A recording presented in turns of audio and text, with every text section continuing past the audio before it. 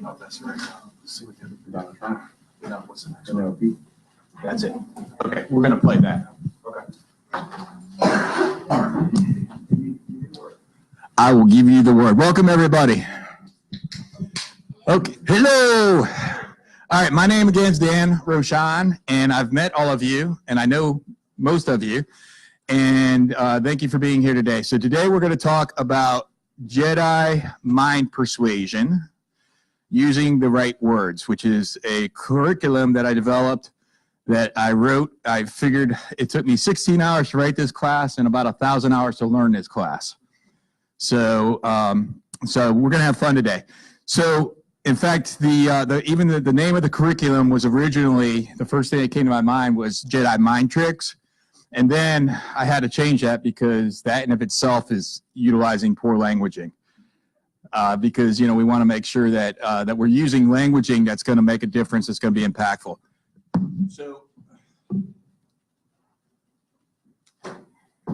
So before we, there may be a few more people coming in. I know there's a lot more registered. So before we get started, I want to just sort of let you guys sort of know the way that I love to teach, which is a very interactive style.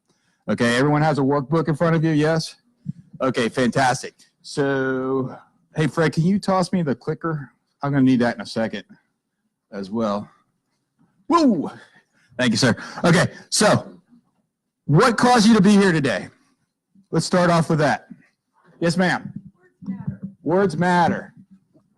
What would cause you to say words matter? I don't think you can ever overemphasize how important the words are that you use. Okay. And when we're dealing with clients, every word counts. So I just always want to keep my word skills sharp. So keep your word skills sharp, and every word matters. And when you're dealing with clients, it's very impactful. Want to expand on that. What do you think, and this, I'm jumping ahead just a second in the curriculum, which you'll notice a little bit of my style as well. What do you think the most important person that you communicate with on a day-to-day basis, who would that be? You guys, all right, we're done? We're out. Yes, so have that as a foundation of the class today, that the most important person that you could ever speak to is you. Even more so than our clients, even more so than our colleagues, even more so than our prospective clients. Because when you get those words right, everything else falls into place. What's a couple of, thank you. What's a couple of reasons why you're here today? Evangelina. Well, I feel like communication is important, and although I may not be in real estate, just being able to use words within my business, I feel like it would be a good resource in communicating to my clients, to my employees, myself. So let me show you an example of how communication is important, how words really work. So what I heard you say is, though I'm not in real estate, but what I really heard you say is, though I'm not in real estate yet, is what I really heard you say. What else? Yes, ma'am. I took NLP on Tuesday weekend in 1983. I've been using it mostly for that long. Little refresher. So you've been using NLP since 1983. What has been the biggest thing, the biggest impact that that's made in your life?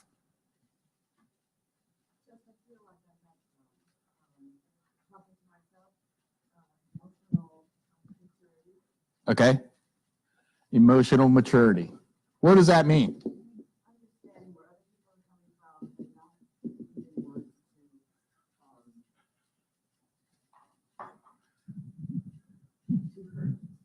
Ooh, using words to help, not to hurt.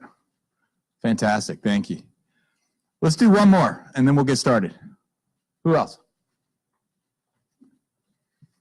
Oh, Delora. Better girl-mindedness. I'm really big on helping the military community and learning how to use my words to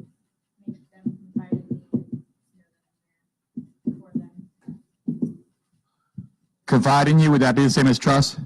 And would it be okay if I change the military community to a community so that it can relate to everybody?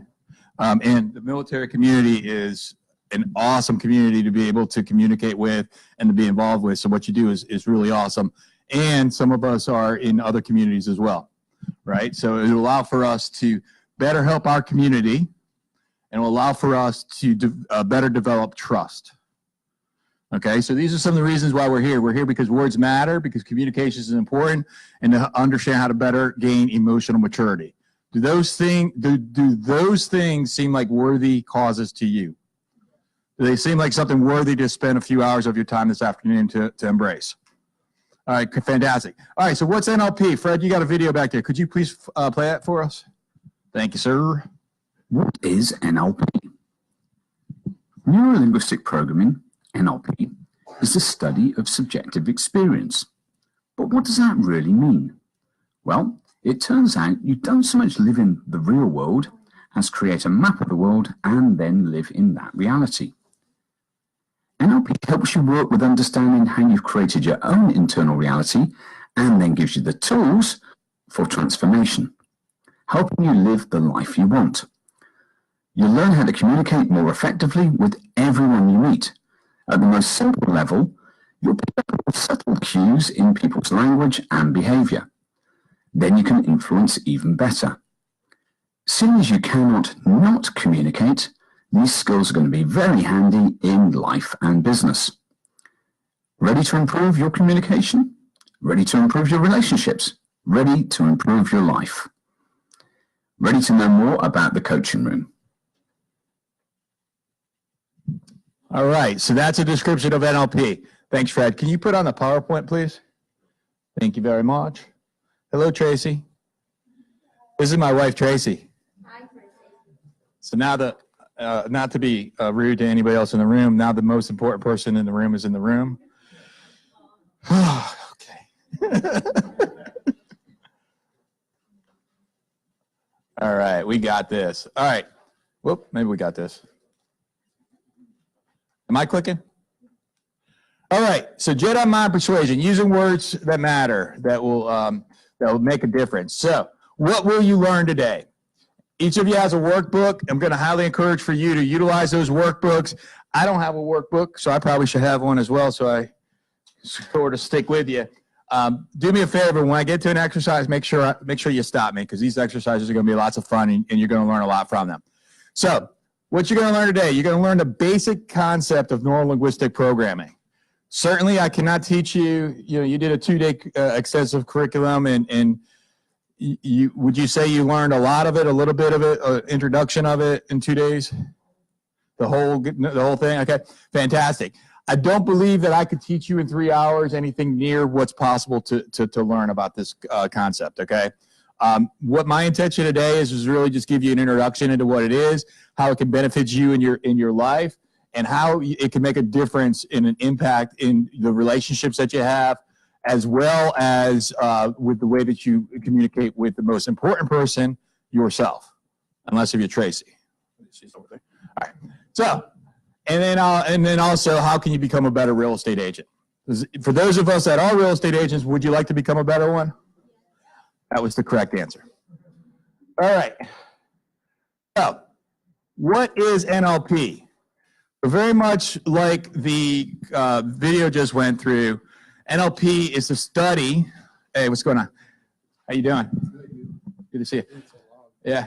NLP is the study of subjective experience. Okay, we'll talk about what subjective is here in a second. It's the study of excellence. So it's a study of how we relate to each other. It's a study of how we relate to ourselves. And it's a study of how we make an impact in the world. Okay? It's a study of how we all have unlimited abilities within us. And it's a study of how we can access that as well. Would you guys agree that some people get more out of life than others? Nobody in this room, I'm talking, those guys over there, right? Okay. So if that's true, taking away the situation, right? Because there's some people online right now that are members of my real estate sales network that live in the Philippines. Do you, and I don't know if all of you were born in the United States, but you're all in the United States right now. Do you have a great opportunity over if you were born someplace else in another part of the world, or you lived in another part of the world? That's a situation. Sometimes I get it, right? Not always. And thank you. That's a situation. We can all do something about our situation, and we all have the ability to create a world that is designed rather than a life by default. So that's what NLP is. So we talked about subjective experience. So subjective experience is really what allows for you to understand your judgment of reality. You guys know what a photon is? Photon. It's the smallest particle available, okay? And it exists either as a point or as a wave.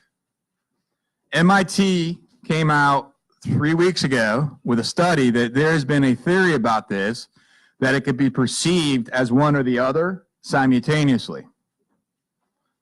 This is the smallest particle that we know of right now. They just came out 3 weeks ago with a study saying that that particle can be seen simultaneously by two different people in a wave form as well as a particle form at the same time. Right, a point, a datum for you real estate minds. So if that's true, you can have simultaneously two realities and both be the same.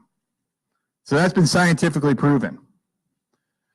So subjective experience is what is true to you may differ than what is true to me, yet they can both be true.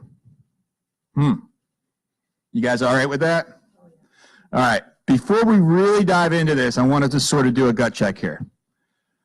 I want to have your permission today that I may say some things today that may challenge the way that you think.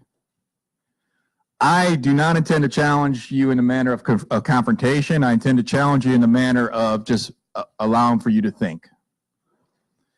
If I say something today that you're like, that's a bunch of whatever, I'm going to encourage for you to just leave it on the side and just be like, all right, well, maybe that's true, maybe that's not true. Let me just open up my mind to see maybe, you know, how that could impact my life. You guys good with that? Is that fair? All right, cool. All right. So it's the combination, NLP, of the understandings and the encounters, the expectations, and the beliefs to a particular person. We all have a different background. We all have a different set of beliefs. We all have a different set of experiences. And the way that we communicate, the way that we think, the way that we create our lives or don't create our lives comes from that history. Okay? So we experience these subjective experiences through our senses. Okay? And we're going to talk about the way that you communicate. You communicate more effectively through your subconscious than you do through your conscious level. Okay, some of you have taken, who here has taken the curriculum Bold? Okay, about a third of you. All right, I'm going to go over a concept later today that they teach in Bold that comes from this curriculum in regards to the programming that leads to the thoughts, that lead to the feelings, that lead to the action, that leads to the results. If you didn't get the first time, that's okay. I'll go over it again. All right. Yes, ma'am. Bold is business objective life by design, and thank you very much for asking me that question. If I use any other acronyms today, somebody throw a piece of chalk at me. And if I don't explain it to you, I just heard something click. Maybe somebody's yelling at me online. We're on Facebook Live right now, so say hi, Facebook Live. Hi. Okay, before we get started, there's two individuals on Facebook Live that are looking at me right now. I want you guys to all thank these individuals, okay? Diedrich and Julene. We also call them Deeds and Jules, just because it's fun, are responsible for putting the curriculum that you have and the PowerPoint that you have. Thank you. Thank you. And I want to acknowledge both of you because you did a fantastic job. Thank you. They're in the Philippines. Yes, that's correct. What time is it? Is 1:16 a.m. Yeah, now you're like, hey, thank you. A little bit of extra gratitude there, right? Yeah, they are fantastic. I got a fantastic team of people in the Philippines. And you can see the results. I did all the written content. They did everything else. All right. So we have a subjective experience based off of our senses. Based on, when we think of communication, we typically think of this. We're communicating in many, many different other ways. I'll give you an example here in just a second. Our bodies are communicating, and when we're communicating to the subconscious. Let me give you the example. It's a little bit hard for everyone to see me. This is Evangelina up here in the front. If Evangelina and I are having a conversation, and I'm speaking to her like this, if you guys can't see, my right foot is pointing towards Shane. That's Shane over there. My left foot is pointing towards Evangelina. I am subconsciously communicating to Evangelina right now. I do not want to talk to you. Subconsciously. Consciously, you're not going to recognize that ever. Subconsciously, you always will. And if you ever had a feeling when you're speaking with somebody like that you're not in rapport with them, okay, this is breaking the rapport, just my body language right now. Different than this, where now I'm interested in communicating with you.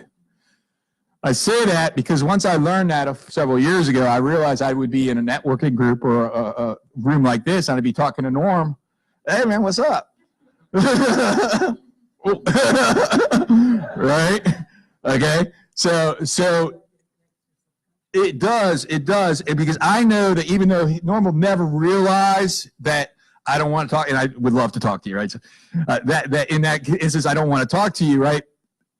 His subconscious is going to recognize it. And then there's going to be a lack of rapport between us. So that's an example of the way that our senses communicate. Even when remember I said we consciously communicate far less than what we do subconsciously?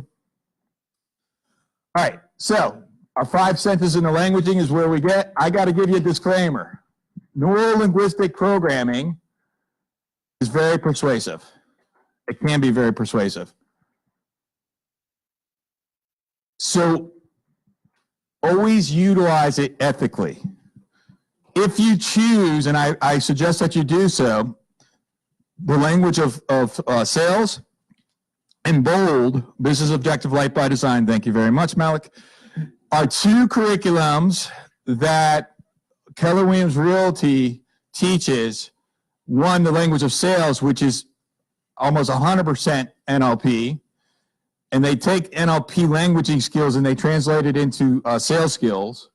Those are 2 curriculums that I suggest that you take, and I also recommend that you take just an NLP weekend course like you did. So those are some great ideas to do. If you get really, really skilled in this, you want to make sure that you utilize the skills ethically. You want to make certain that you never talk somebody into buying a home that they can't afford or selling a home that they shouldn't be selling, right? So that's a little bit of a disclaimer on the technology. So what is NLP? Let's take a look at it. Neuro-Linguistic Programming.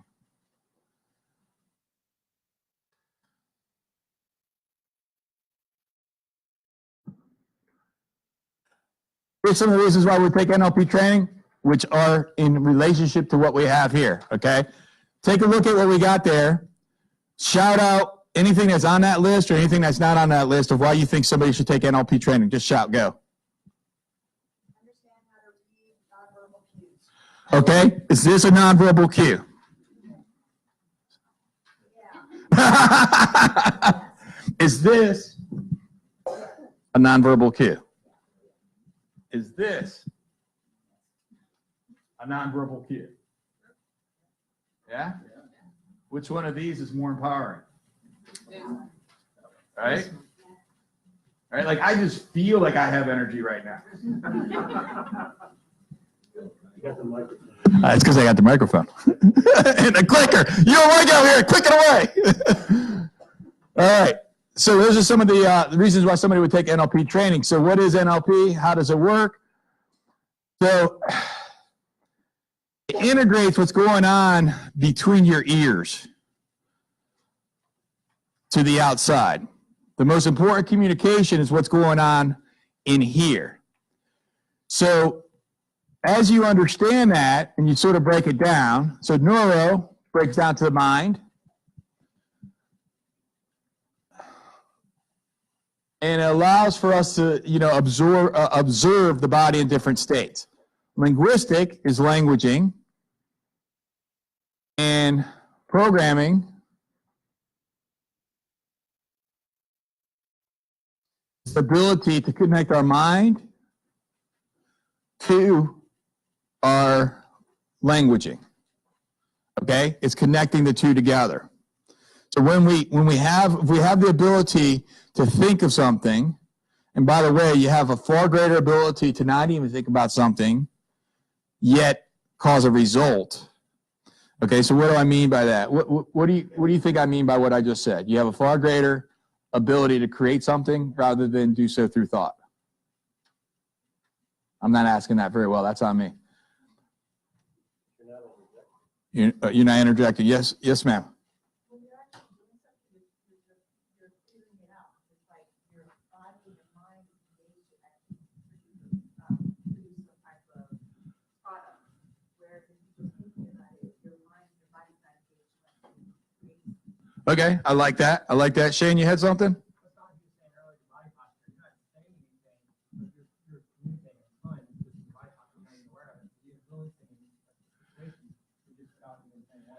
I gave you instruction today so that you can choose to never do this the rest of your life again. For most of you, has anybody in here heard of this before? Of this type of body language? A few of you have. Tracy, you have?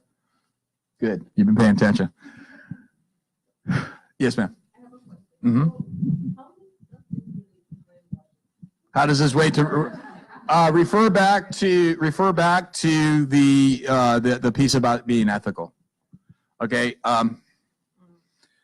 This is, you could say that it's similar to brainwashing. Okay. Now, brainwashing, which we talk about languaging, does I got the clicker and the microphone. Well, are you happy that you bought that property? Which one are we talking about? Okay. Brainwashing, does that have a positive connotation or a negative connotation? Yeah. Why?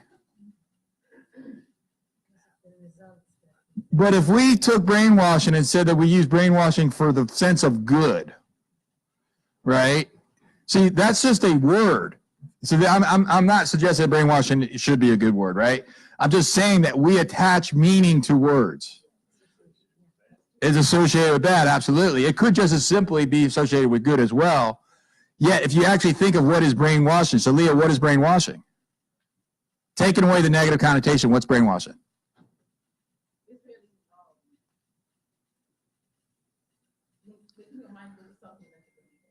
Okay, so making your mind go.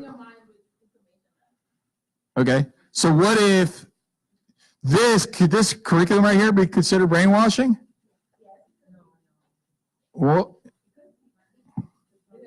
if take away the negative connotation, take away the negative connotation. It's not negative. It's the thing you're doing, either influential or good or bad. Right. Yeah. You're influencing someone through your gestures, your Yeah. vocabulary, your actions. But there is something about brainwashing is that there is repetition, so it is on purpose repetition. Is this brainwashing? Is this brainwashing? Is this brainwashing? Is this brainwashing? Is this brainwashing? Is this brainwashing? Is this brainwashing? Is this brainwashing? Do what I say. No. I understand. I respect what you're saying. What I'm suggesting is that what we're talking about is that negative connotation that we assign to the word brainwashing, which is, I get it. Yet, if you just look at what is brainwashing, it is influencing somebody to think differently. Sure. Yeah. I'm not suggesting it's good. Rather than have the other subject to think for itself. Absolutely. So it's not, let me say that differently, if I may. So the definition of leadership is influencing others how to think so that they can achieve what is important to them. Okay? So it's all the same. It's just how do you utilize the information to make a positive influence or a negative influence? Does that answer your question? Yeah. All right. So we're going to dive deep into a little bit of NLP here, right? So we've got the mind, and the mind is where we possess infinite wisdom. Albert Einstein, you know, he was smart. Donald Trump, Barack Obama. These are individuals that have created a lot, whether you align with them or not. And I'm not suggesting one way or another, right? I'm just saying these people have created a lot of things. They all came from the mind. This building that we're in, I remember, Tracy, you remember this one time? You and I were having dinner at a Marriott. Not dinner, I think we were having breakfast. We were having a meal at a Marriott. I remember I looked at my wife and I said, I wonder whose thought this was. And she's like, what do you mean? I said, well, somebody thought of building this building. There was a thought. And then that thought manifested itself. This building that we're sitting in, the chairs that you're sitting in, this table, it was somebody's thought. And then it manifested itself into this. So this is a manifestation of the mind. So our mind can literally do anything. Okay? Consciousness. The consciousness is the way that we experience the world, right? So I got sidetracked off that question I was asking earlier about when I was saying how when you think about something and create something, or you not think about something and can create something. I was saying that really poorly, and I apologize for that. What I was intending to say is unconsciously we create far more results than we ever do consciously. Okay? We create our results unconsciously. So if we create our results unconsciously, how can we then influence our conscious? Good. Absolutely. Yeah. Yeah. I didn't say positive, by the way. That's why most people do it. They don't react because they live in their own world and never come out. They don't act on the good thought, move forward. They just dwell on the negative. They sit neutral. Sit neutral, dwell on the negative. So how can would we rather, as a group, as a team, would we rather dwell on the negative or the positive? Okay, I'm just asking. You can, whatever you want, all right? I'll go in your direction with this. So if we'd rather be in the positive, right, and you sit there and you say, I want to influence my consciousness through my subconsciousness, how could you do that? You're close, condition, that's it right there, you're programming. Okay? What you consume. So Norm, so what you consume, what you read, what you believe in, but what sets your beliefs? Right? So what you believe in, let's use the Bible, for example. So you believe in the Bible, or whatever it is that you believe in, and you fully believe in that. Yet you are able to program yourself through actually reading the Bible and then contemplating on the thoughts and thinking about it. It's not just like, call this a Bible, be like, I can't just throw this at you, and then all of a sudden it hits you in the head, and okay, now I get it, right? Yeah, you have to take the action, right? Absolutely. Yeah. So programming, I'll just do it up here now. So programming leads to your thoughts.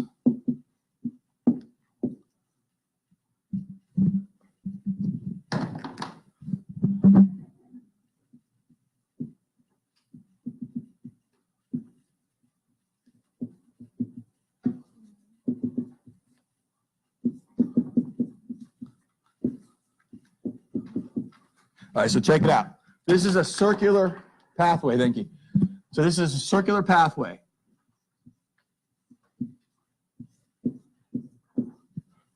All right, your programming leads to your thoughts lead to your feelings lead to your actions lead to the results, your results lead to your programming. There is a hack on this. That hack is right here. Okay? The hack is in the programming, like we're talking about. It's what are you going to read? What are you going to take action on? If you want to have positive programming, which will lead to positive thoughts, feelings, actions, and results, then you should consider to utilize positive programming. So positive things that you could consider to do would include meditation, positive affirmations. I was teaching a young man earlier today, and he said to me on the conversation something like, I'm sorry, I know that he's watching right now. So he says something along the lines of, I'm not good at that. And I let him finish his thought. I'm just listening. I said, well, you realize that that's an affirmation, correct? And he didn't get it, because he was thinking affirmations are positive. Okay, I'm like, wait, what you just said is I'm not good at that. Is that what you want to create?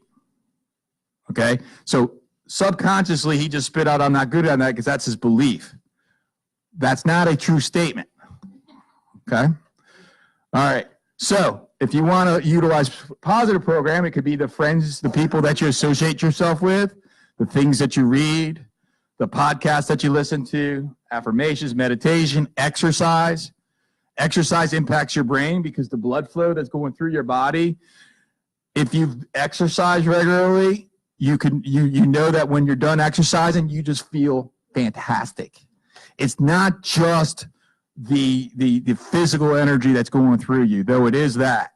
It's everything combined. Okay, so these are some of the ways that that the mind and the consciousness interact with each other, and then our thought is our awareness of the consciousness. I was at a listing appointment the other day, and I did. Can you unlog me, Arthur? Thank you. And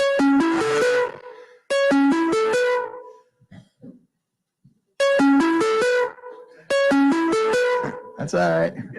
That's all right. Just click out of there, sign, please. Answer it. Okay. Thank you. All right. So I was at a listing appointment the other day, and I didn't do a great job in the listing appointment. Not because I didn't get hired. I will. I'm 99% certain I will get hired. I felt that I didn't do a good job was because I observed that there was about a third of the time that I wasn't connected to the people that I was speaking with. There was a big cultural difference between us. There was a big languaging difference between us. And I was successful 2/3 of the time. Now, I bring that up to you right now because I, fortunately, was aware of it about 1/3 through the conversation. And then for the last 2/3 of the conversation, I adjusted. Okay? So that's the thought where previously I was just in autopilot and I wasn't connecting with the husband and the wife that I was intending to connect with. Okay? And so then I stopped and I stepped back and I said, well, wait a second. It was really sort of my subconscious that said to me, I don't feel good, and something in me, I said, wait. And I said, oh, I'm not listening. I'm not connected. I'm not seeing the world from their point of view. I'm seeing the world from my point of view. I understand that I'm never going to influence anybody to do anything if I choose not to step into their world. So that was my thought, which I was recognizing my mind and I was recognizing my consciousness. So that's an example of the way that these strategies and techniques can actually serve you. Do you believe that when I recognized it and I stopped for the last 2/3, do you think that I was more influential or less influential? Okay. I hope so. We'll see. I do feel good about that listen now. All right, so, yes, ma'am. Yeah, let me answer that, and then the next 2.5 hours, I'm going to continue answering that. What I did was I observed.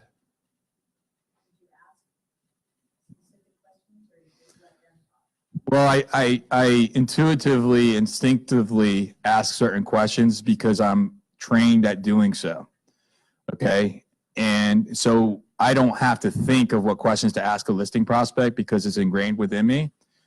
And the reason why that's important to know is because it's ingrained in me, it allows for me to step out of what do I need to do, what do I need to ask, and allows for me to step into how can I just listen with every ounce of my soul, my spirit, my body, my mind, my presence, okay? It's not just listening. It is getting into your world and being connected on a deeper level. We're going to talk about that, about the 4 different levels of connection as well. So I'm going to go through a very specific part today that's going to definitely answer that here in a second. Once you ask the most important question, hey Rob, that you could ever ask that will alter your destiny, how is it possible? So again, we're talking about this being an inside job right now. We're not talking about this about in the communication yet. We're talking about the communication internally. When you train yourself to ask this question and to come up with one of 2 solutions, or answers rather, there's one of 2 answers to come up with would be either an answer to that question, like a proactive forward movement, or I don't know yet. That's a very different perspective than this can't be done. Can a guy that smokes dope on a podcast create a tube that goes from New York City to Washington, D.C. in a nano whatever, right? And create a rocket that goes to the, that goes up into space and create cars that don't operate on fossil fuel? I mean, I'm just asking, can that be done, right? Right? Oh, that's Elon. That's Elon Musk, by the way.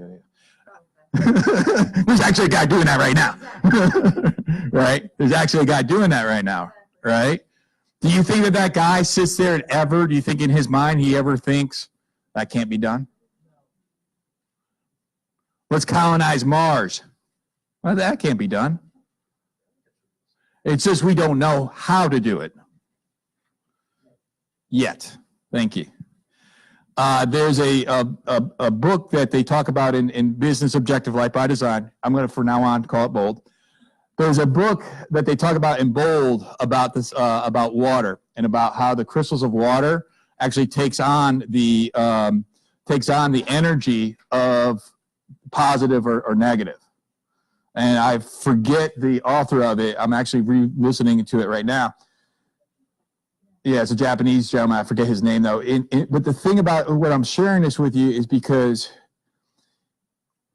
the water takes on the energy that we don't even know about, okay? And this has been scientifically proven. And again, I remember I said I'm going to say some things, and you may be like, that whatever, that may be like a little bit wonky or whatever. Well, to me, that sounds wonky, yet it's been scientifically proven, right? So then it's like, well, there's a lot of things in this world that we don't understand yet, okay? And I can promise you, I'm 46 years old. For those of you my age or older, when I thought that the thing that to the TV that was connected to it, I was a little kid and I would hide that remote control on my parents. I thought that was the funnest thing. I'd stand behind the TV and flip it because I was messing with them. Yeah, that's probably not too cool of a joke these days because that's so freaking just, it's like a fossil, right? My daughter was born with an iPhone attached to her ear. It's like, so if you look at just in the world, right? For those of you that are my age and older, if you look at what's happened in our world, the things that we see now were on Star Trek. Right? They've done pretty much every single thing on Star Trek except beam you up. Yet. Shane, I'm going second. I'm volunteering to be second. Right? So how is it possible? How is it possible for me? How is it possible for others? How is it possible for the world? When you ask these questions and you refuse to accept it can't happen, you will understand that you're going to be able to create a life that's far more abundant, that's far more enjoyable, and that's far more impactful on others than if you say that can't be done. Okay? These are the basic premises of neuro-linguistic programming. Let's play a couple. I'm not gonna play the videos yet. All right, we'll talk about rapport and then we'll play the videos. All right, how you guys doing? You got good energy? Yeah? All right, we good? Fantastic. All right, let's talk about rapport. What is rapport? Throw it out, yes? Connection, love it. What else? Gaining someone's trust, love it. What else? How do you know when you're in rapport? Oh, tell me more, Leah. When you're totally on the same wavelength. Tell me more. What's that, Gary? Body actions, everything? Yes, ma'am. The conversation flows naturally. Heads nod. Reciprocity. Say again? Common ground. I love it all. Here's how you know when you're in rapport. You can physically feel it. The chemistry's there. You can physically feel rapport. Rapport is a physical feeling. Okay? So, you know you're in rapport when you can feel it. Because if you can feel it, so can they. That feeling is a connection of everything that you've said, but it's a physical connection. Now, how did I gain rapport with those individuals? That's what and again, that's the entire class today, when I recognized I was not connected with them, right? When I recognized I was not in connection with them, I just stopped. And you know what I really did? Was I looked at them. And I looked to my peripheral. I did. And I let the space in between us just fill so that I can listen to them and I can observe the world from their viewpoint, the best of my ability. And that's what I did to transform the relationship. And I know that I did so. And how do I know that? That's right. So, how do we use rapport in sales? So, rapport, when you're comfortable with somebody, you gain that trust. You gain that connection. You gain the ability to persuade. Who's the most challenging negotiation that we do as real estate agents with? Somebody said self, and somebody said seller. Somebody said the other agent. You said seller or self? Self. I don't disagree with any of what you're saying. I, however, more concrete, more constructive, believe that in the seller, and 50% of the time would be correct, that the biggest negotiation that you do in real estate sales is with your own client. Okay? It's not with the other agent, and it's not with the other customer. Well, it could be. It's with your own client.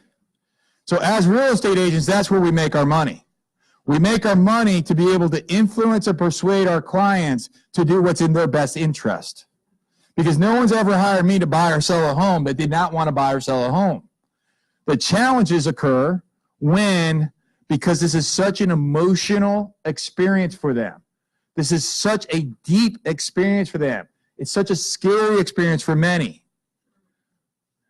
That fear, that emotion, hi Maria, that gets in their way. So as a professional, my job is to help guide them through that. Okay? That's where the tough negotiations go. Has anybody besides me ever had a deal fall apart, over something silly, like $1,000 or something that's a lot of money. I'm not disrespecting that, yet when you look at it proportionately to $500,000, it's a little bit of money. Okay? That has nothing to do with the $1,000. It has everything to do with your ability to be able to be connected with that individual, to be able to influence them so that they do what's best in their interest. and they don't let their own fear get in their way. This is how you use rapport in sales. So rapport is a process of responsiveness. It's a process of likeness, not likability. Okay? So it's a process of being connected, and we're going to talk more about this physically, consciously, in your mind, right? So it's about mirroring the body language. Okay? Because when you're mirroring the body language, we're talking, actually, that's matching. It's about mirroring the body language. Okay? So when you're mirroring the body language, if you guys can't see in the back, we're sitting the same right now.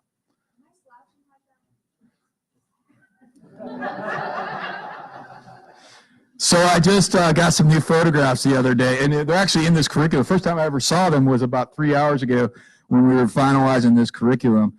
And I looked at that photograph. I'm like, oh my God, is that me? So I was so proud of who I've become. So rapport is responsiveness. It's not likability, it's likeness. Okay? So to be able to be alike with another individual, do you have to be understanding of who they are? Right? Unless if you're naturally, in most cases, yes, unless if you just naturally already like that with each other. Right? Perhaps somebody with a similar background to you, with a similar experience as you, with a similar way of communicating. Thank you very much. Are you Jana? Hi, Jana. Does that say it right? Yeah. Okay, nice to meet you. Okay. So when you're able to, sometimes you're just able to actually be like the other person, and when you're not, then you have to sit there and you have to listen at a higher, deeper level. That's what rapport is. So it's a cooperative relationship. It's how we communicate. Communication, the words that we use in communication account for 7% of our communication. Our physiology accounts for 55%. Our tonality accounts for 38%.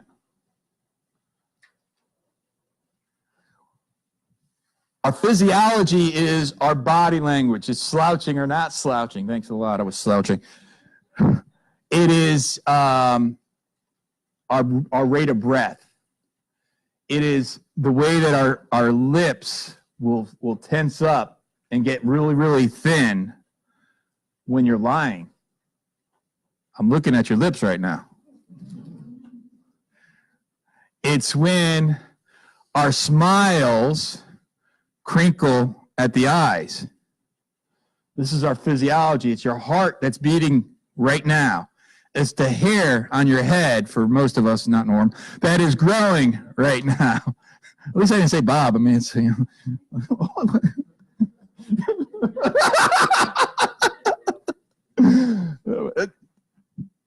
right, Miguel. It's the hair that's growing on our head, right? That's the physiology. Okay, so it's not just about power pose. It's not just about I'm depressed. Okay, it's about my fingernails are growing right now. That's all physiology. So, do your fingernails help you communicate? I don't know, right? Sometimes. What I know is that there's a lot of our communication that rests within our physiology that I don't know about. What I know is that there's sometimes, is anybody besides me, there was a lady I used to work with, I actually became friends with her. She's a real estate agent now, and with Keller Williams Realty, and in Hampton Roads, and we used to work together, and I knew that she didn't like me. She never said she didn't like me. You know, we're on Facebook Live right now.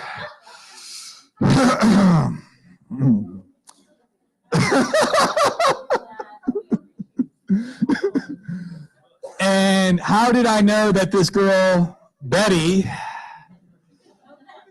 how did I know that she didn't like me?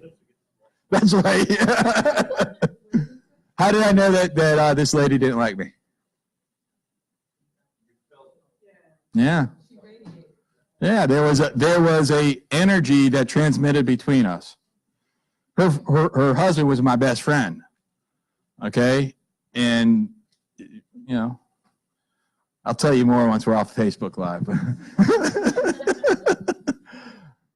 But yeah, so that's communication, right? So there's so much more to this than what we know. Yes, sir. Sure. Yeah. Mm-hmm. Is it better to, when you first meet somebody, to sort of let them open the dialogue and you sit back and try to get on their wavelength? Yeah. I think, so Bob, so what Bob asked, I'll repeat the question. Is it better when you're meeting somebody new to sort of observe and then be on their wavelength, or does it matter? Did I repeat that well? Thank you. So there's two things. One is, so getting outside of the NLP curriculum, getting into the sales curriculum for a second, there's the ability, and I guess this probably could still roll underneath NLP. There's the ability to control a conversation, and there's the ability to dominate a conversation. What doesn't work is domination of a conversation. So what dominating of a conversation is that you're talking and talking and talking.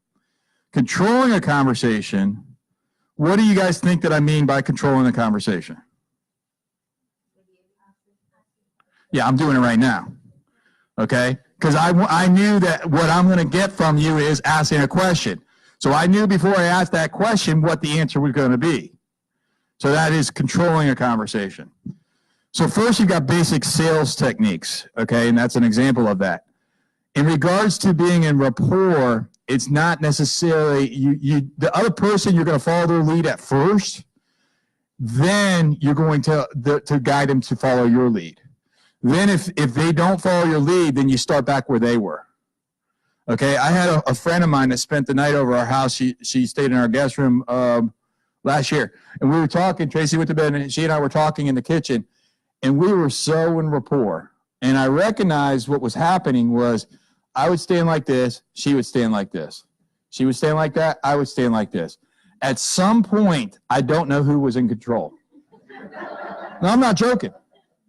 I know that I started it, right? At some point, we were so aligned, it was like a dance, and we were like from Evangelina and myself. We weren't, it was like that, okay? So it's just about having an awareness.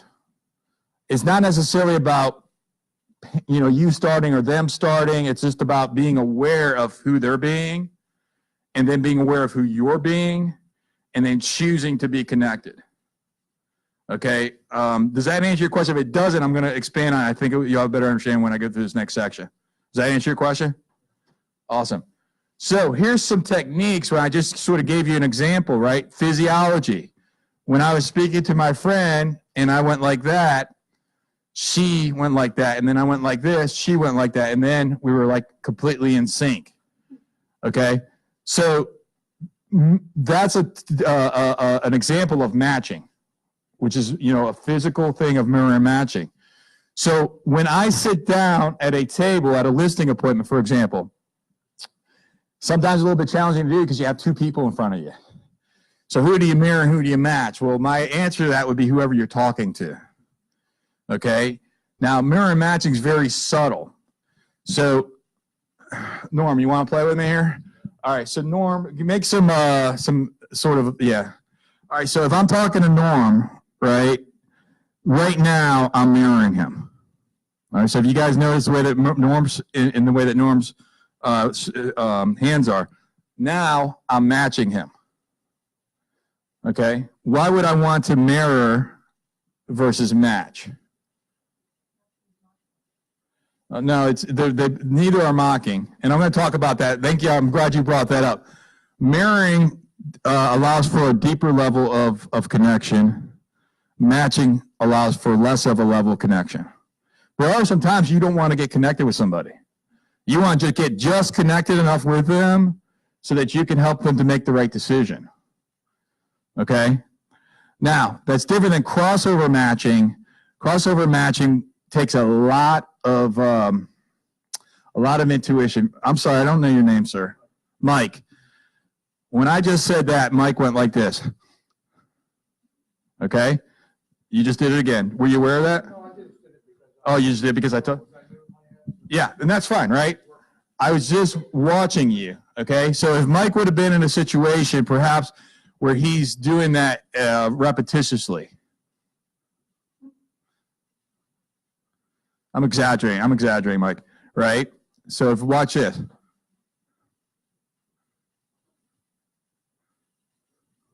You guys see this? Okay, so that's an imitation of two people, right? One doing this and the other doing this. So that's crossover matching, where you're going to really, now it takes a really strong intuition and a really strong connection to be able to do that. That's a lot harder than, this. Okay? Now, you don't want to mock them, so you don't want to be like, if Shane goes like this, I go like this. Okay? If Shane takes a drink of his water, I take a drink of my water, right? But if the Laura right now, she's taking a drink of her water, I can, I can maybe touch my lips or my beard, okay, and bring my hand here, okay? This is about, again, it's first to get connected with them, and then it's secondarily to get them to follow you. Okay, there's another technique. I'll give you the really simple technique. This is outside the curriculum today, but I think it's useful because it sort of ties in. When I'm taking a listing, right before I go through the CMA, I review the tax record. What would cause me to do that? What do you guys think is the reason why I do that?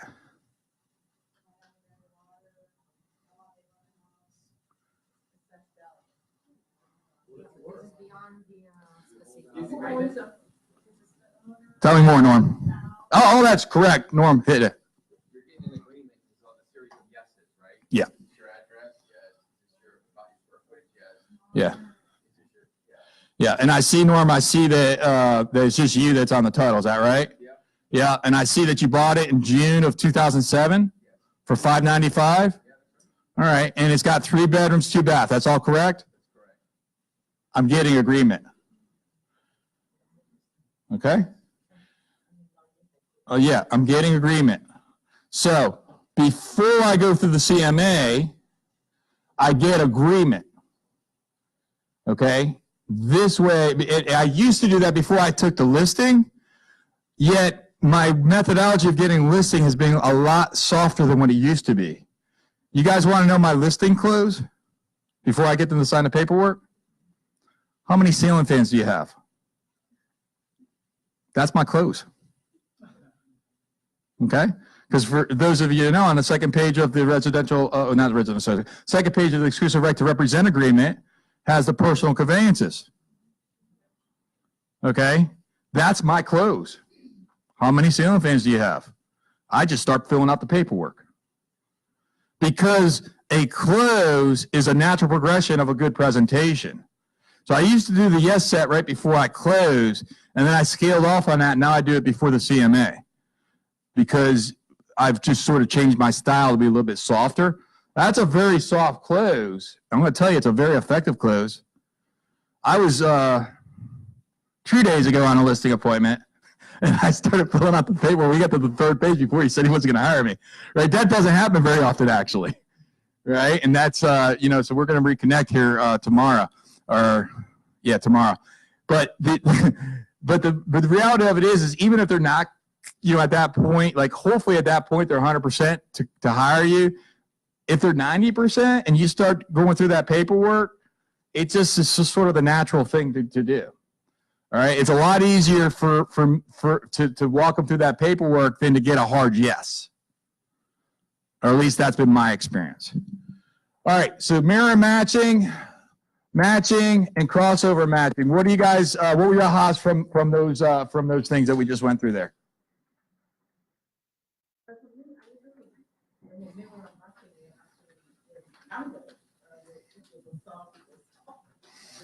That's a part of it, Leah. That's right. If they go soft in their languaging, you go soft. If they go fast, you go fast. Who besides me is going to hit a Starbucks within the next 24 hours? Okay, You guys want to play a game? Now, seriously, are you all in for this? All right, real simple. When you go to that barista, here's the way I want you to order it.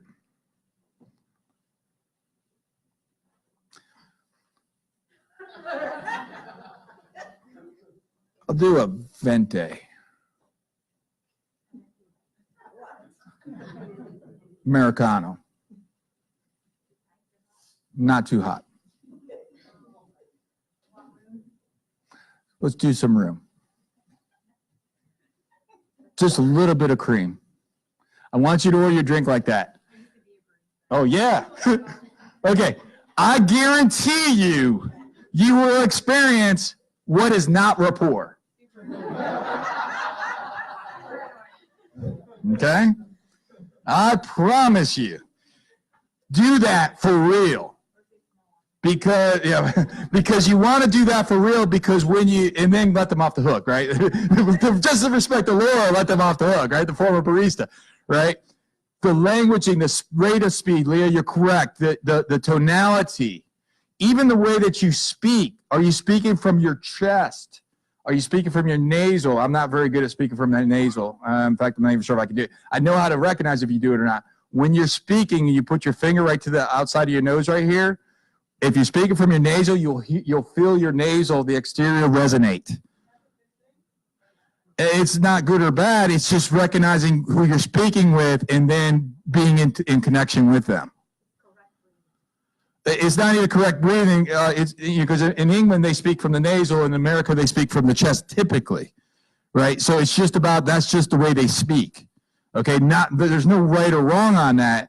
And I'm not suggesting that you imitate an English accent, okay, yet, or a Louisiana accent, God bless you, right? But if I'm talking to Shane, Shane's in the back. Who here knows Shane? Okay, who here does not know Shane? Okay, today, go meet Shane. If you don't know Shane, go meet Shane at the end of this. He's the guy in the back. He talks really, really fast, okay? All right. So if I'm talking to Shane, I'm gonna jump up my rate of speech. Okay. Luckily for me, I'm not too far behind Shane on my own rate of speech. Right. I do slow it down normally.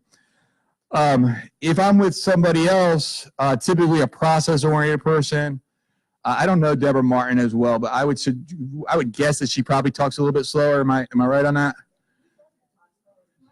Well, slower, just a little bit slower. I mean, I don't know, because I know she's so good at her job. I'm just making some guesses, okay? Because her job requires, and by the way, she's the most important person in your market, in our market center.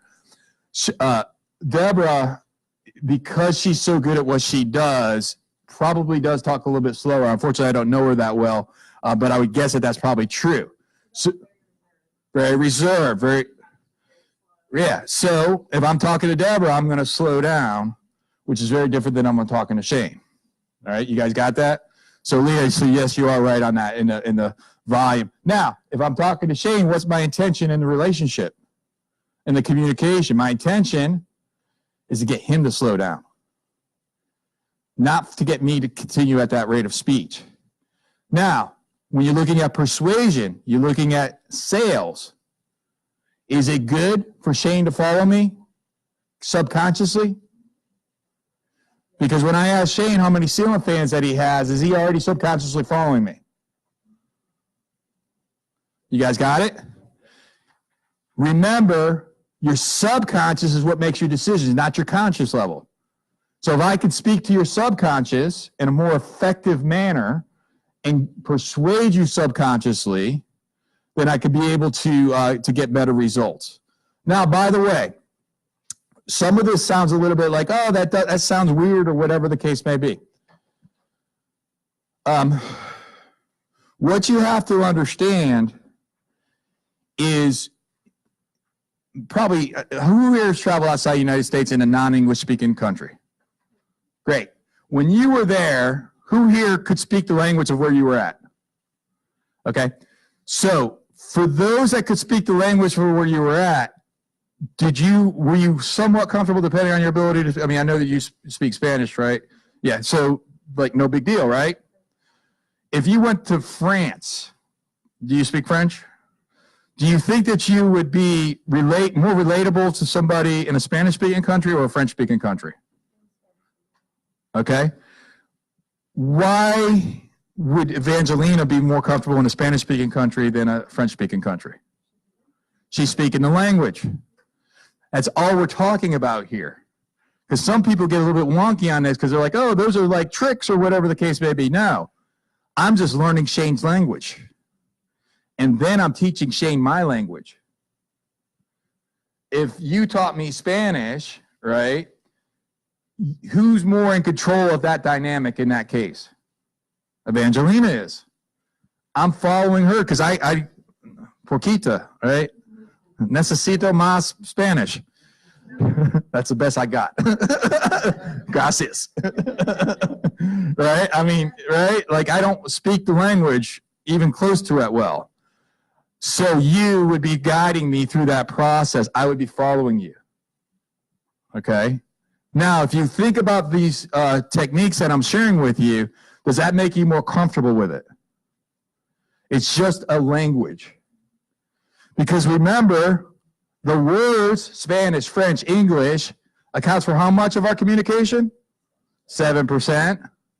So there's 93% of our communication that I'm taking the time to actually learn about you. And then I'm taking the time to teach you my 93%. And through the process of that, you're able to influence at a higher level. What are you guys' thoughts?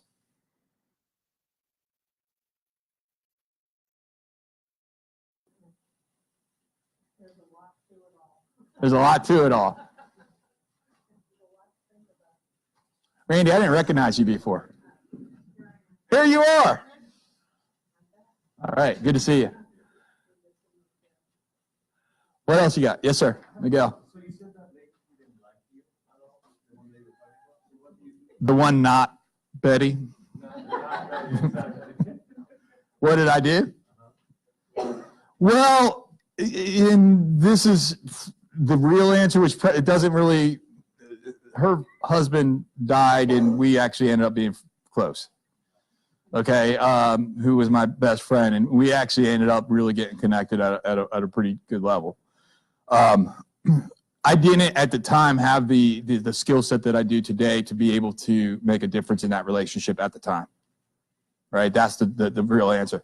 If it was today, I think I could have altered the relationship if I wanted to. Remember, you may not want to be close to everybody. Okay? But to be able to do that, it would have really been just me stepping into her world. There's a presupposition we're going to go through here shortly, which is that everybody does the very best that they can, given the resources that they have. Remember, she has a perspective and experience, and so do I. At the time, I was making her wrong, and she was making me wrong. I could have chosen to just view the world through her eyes and then find a common connection between the two of us. Now, that does take two spirits to be able to do, okay? Yet most can, particularly if one of those two spirits is highly skilled at being able to do so, right? You can learn anything. It's just learning a new language. All right. Yes, ma'am.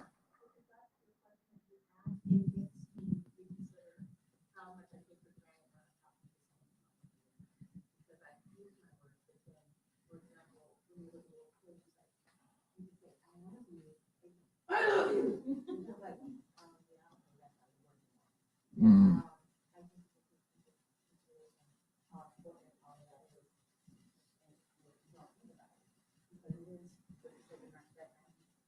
93. Doesn't matter. Yeah, 93, yeah. Mm.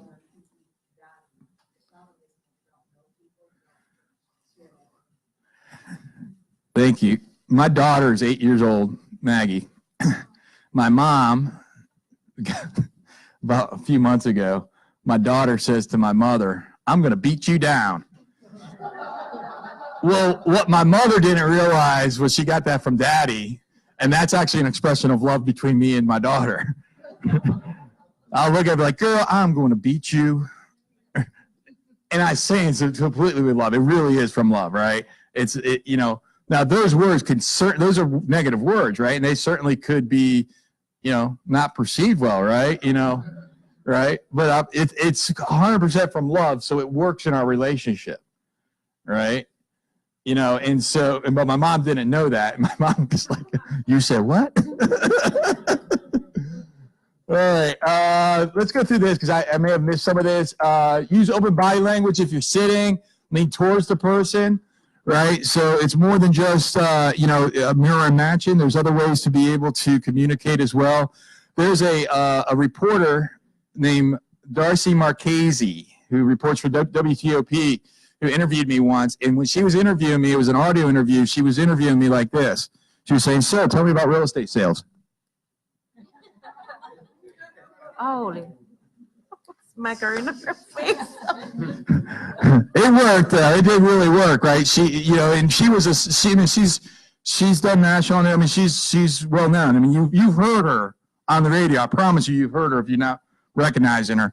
And so, you know, that nodding. Now she exaggerated it for sure. And it was really, I'm sharing that because that was the first time I recognized somebody do that. Look the other person in the eye for about half the time, just a little bit more than half the time. You don't want to get all freaky scary on them, right? You don't want to be like,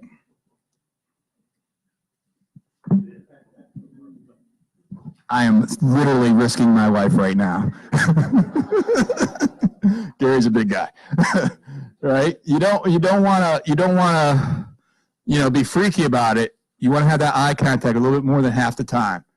The mirror match that we talked about, use encouraging sound and gestures. The nod that we talked about, the smile. That's a big one for me. I never realized I didn't smile until I took some classes, some life lesson classes, and because I'm so like serious and I'm going to get it done, I'm so intentional. I'm really a happy person, right? I didn't realize other people thought I wasn't happy, right? I'm happy. I had a regional director well, a former regional director here. One time she was talking to me and she says, "Dan," she's like, "I would follow you anywhere if you just smiled." So I smiled, right? Use the other person's name, all right? It's the most important word in our human vocabulary is the name, your name, not mine. All right. How you guys doing with energy? You feeling good? We're not going to take a break today. If you have to use the restroom, it's that way. All right. I just lost half the class. Like, he's not going to break. All right. Avoid controversial subjects. That's a great segue into the next videos that we're going to watch. What's the best way to, who is it? Dale Carnegie. How to win friends and influence people. What's the best way to win an argument? Avoid an argument. Yeah, it's the black key right over here. Yep. I'm going to keep going on. We're going to watch some videos so you won't miss anything. It's not important. It's not me speaking. It's only somebody that's, you know. All right, so avoid controversial subjects. Use feedback. Use their words back. When the other person speaks, repeat back their word. It displays active listening, the words that they use. And then, show understanding, show empathy. These are some of the things that will allow for you to develop a better connection. All right. Fred or Tracy. Before we talk about, so rapport, remember, if I was to teach you one thing, it would be rapport. So now that you understand a little bit about rapport, I want to go into languaging. Okay, before I go into languaging, I want to hear what you've learned so far. So this is sort of a segue into something next. And Fred or Tracy, we're going to watch those next two videos next. Start with the first president, not the current president. Well, all right. So I'm going to show you a photo of Obama and Trump, and I was like, yeah, well, I probably should show Obama first because I think Trump's probably more polarizing than Obama. Maybe I'm not right about that. They're both going to be polarizing, and I'm completely getting myself in trouble right now, so I'll stop talking. Okay. All right, but I want to show you these videos in a second. But before we do that, what did you guys learn so far in our curriculum today? What were some ahas? Yes, sir. I thought mirroring and matching had the same effect. You know, I say earlier that mirroring is better. Mirroring is a deeper level. So matching would be your right hand was up, my left hand would go up. It would be the same hand is up. It's still it's still driving a connection. It's just this is gonna the actual mirroring is gonna be a little bit deeper. Yeah. If you're talking to a woman, you know, you don't necessarily want to have a connection that, you know, sometimes that, you know, are on a level that's, you know, that you don't want to have it on. Or a guy, whatever your thing is, man. So, who? Who's Joe? Biden? Oh. Well then, that's a great segue. Let's watch the videos.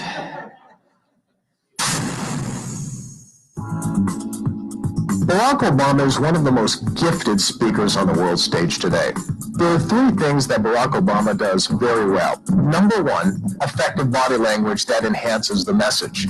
If we look at the 2004 Democratic National Convention where Barack Obama gave the keynote, the first thing you'll notice about him is how he strides up to the podium. He has energy and vitality and vigor. He uses an open palm, which is more of an inclusive gesture to wave to people.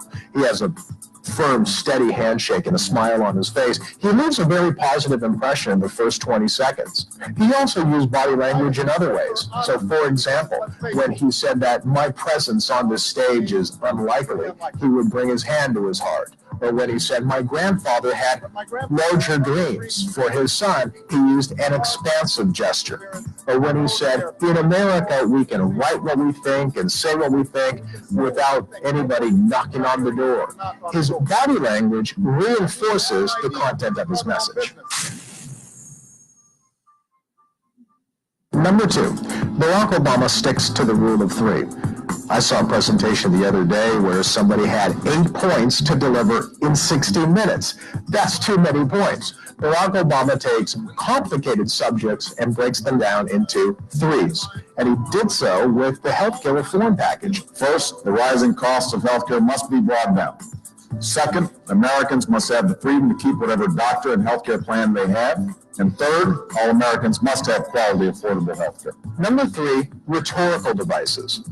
For example, Barack Obama is very fond of telling personal stories. It shows empathy between him and his audience. So during the healthcare reform debate, he often tells the story of his mother, who died of ovarian cancer. In the last weeks of her life, when she was coming to grips with her own mortality and showing extraordinary courage just to get through each day, she was spending too much time worrying about whether her health insurance would cover her bills. It's a personal story that shows I care, I understand. Another rhetorical device is repetition.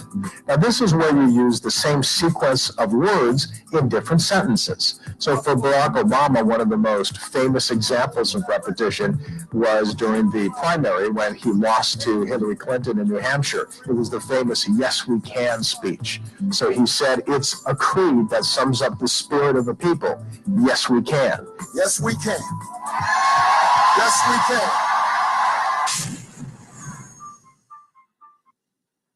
All right, thank you, Frank. Can you play the other video, please?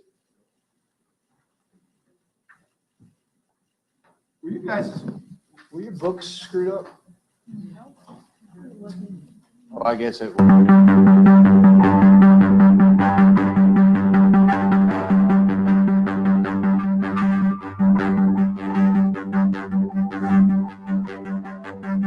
Us. It's about us. You have to do a great job. You're going to do a great job. You're going to do a great job.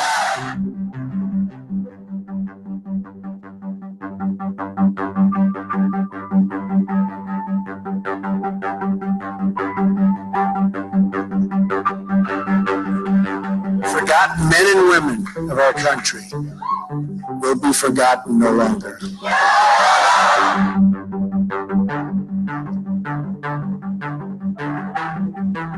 We are going to fix our inner cities and rebuild our highways, bridges, tunnels, airports, schools, hospitals. We're going to rebuild our infrastructure,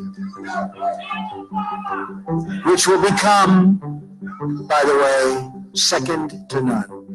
And we will put millions of our people to work as we rebuild it.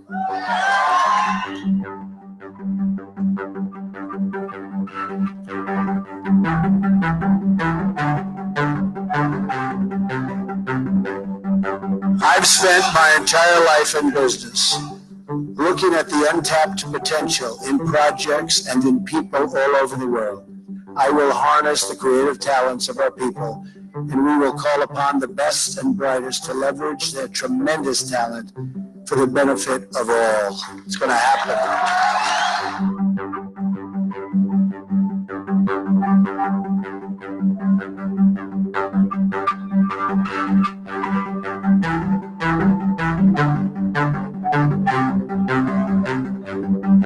Congratulated her and her family on a very, very hard-fought campaign. I mean, she fought very hard. Hillary has worked very long and very hard over a long period of time, and we owe her a major debt of gratitude for her service to our country.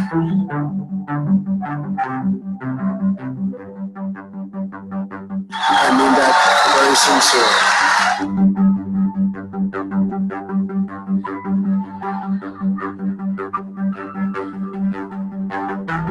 We have a great economic plan. We will double our growth and have the strongest economy anywhere in the world. At the same time, we will get along with all other nations. At the same time, we will get along with all other nations, willing to get along with us.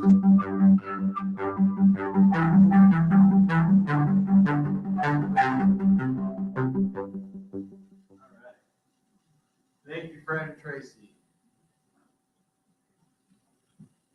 Well, yeah, thanks for watching those videos. And please don't talk about the people in the videos, rather just what they were sharing or how they were utilizing. Some kind of controversy, whether with his supporters or his opponents.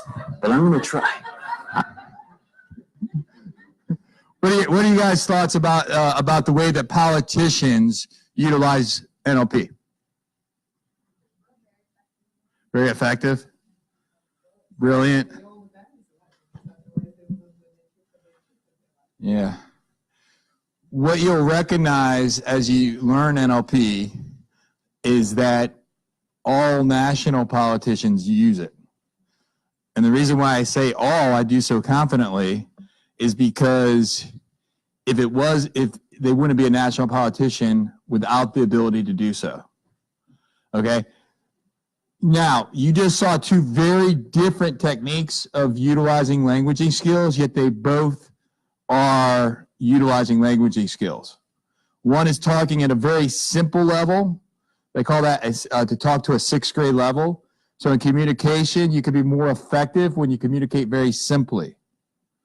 The other was utilizing his physiology more so. Okay? So Mr. Seller says, Dan, can I just do a carpet allowance? You know, Mr. Seller, I understand why you would ask that, and logically, it makes complete sense. Yet emotionally, we know that emotion makes a buyer act. And what we want is we want that buyer to take action. Did you guys notice my physiology, what I was doing there? Logically, emotionally, take action. Okay? Now, that was this, Barack Obama was displaying that. Okay? He was displaying the ability to be able to use his other actions to be able to be persuasive. Okay? And you could do the same in your listening presentations, etc. Do me a favor. I've got, these are presentations.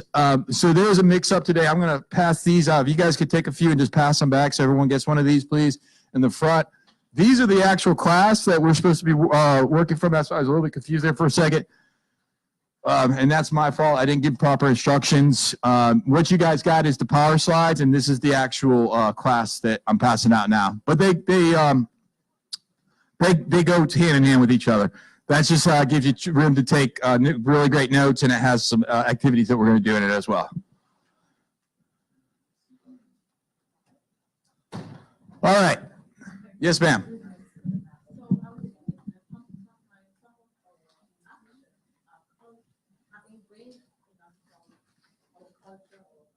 Yeah. Yeah.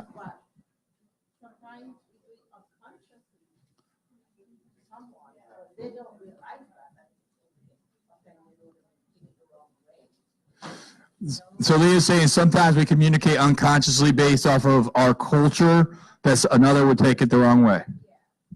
When I lived in I lived in Korea for a year when I was in the Army, and the Korean culture is a very it's a very aggressive communication style that from my experience as an American, the tonality would be almost like they're upset with you.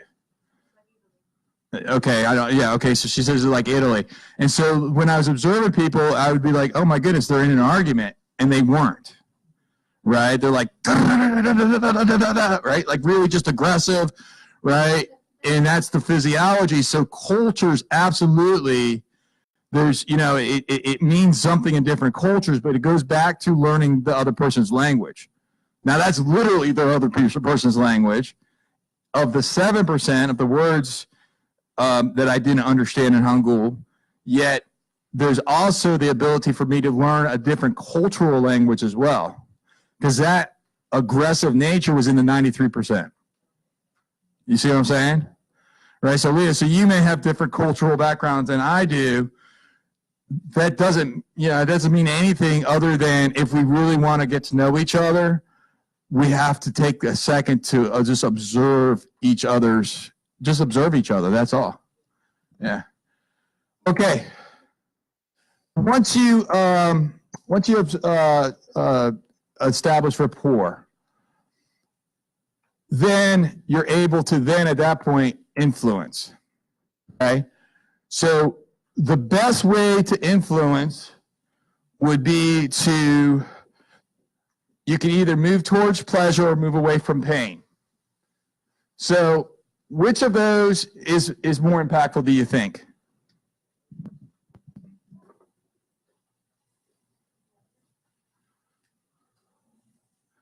So if you're going to take, you're going to allow for people to take action either by moving them towards pleasure or moving them away from pain.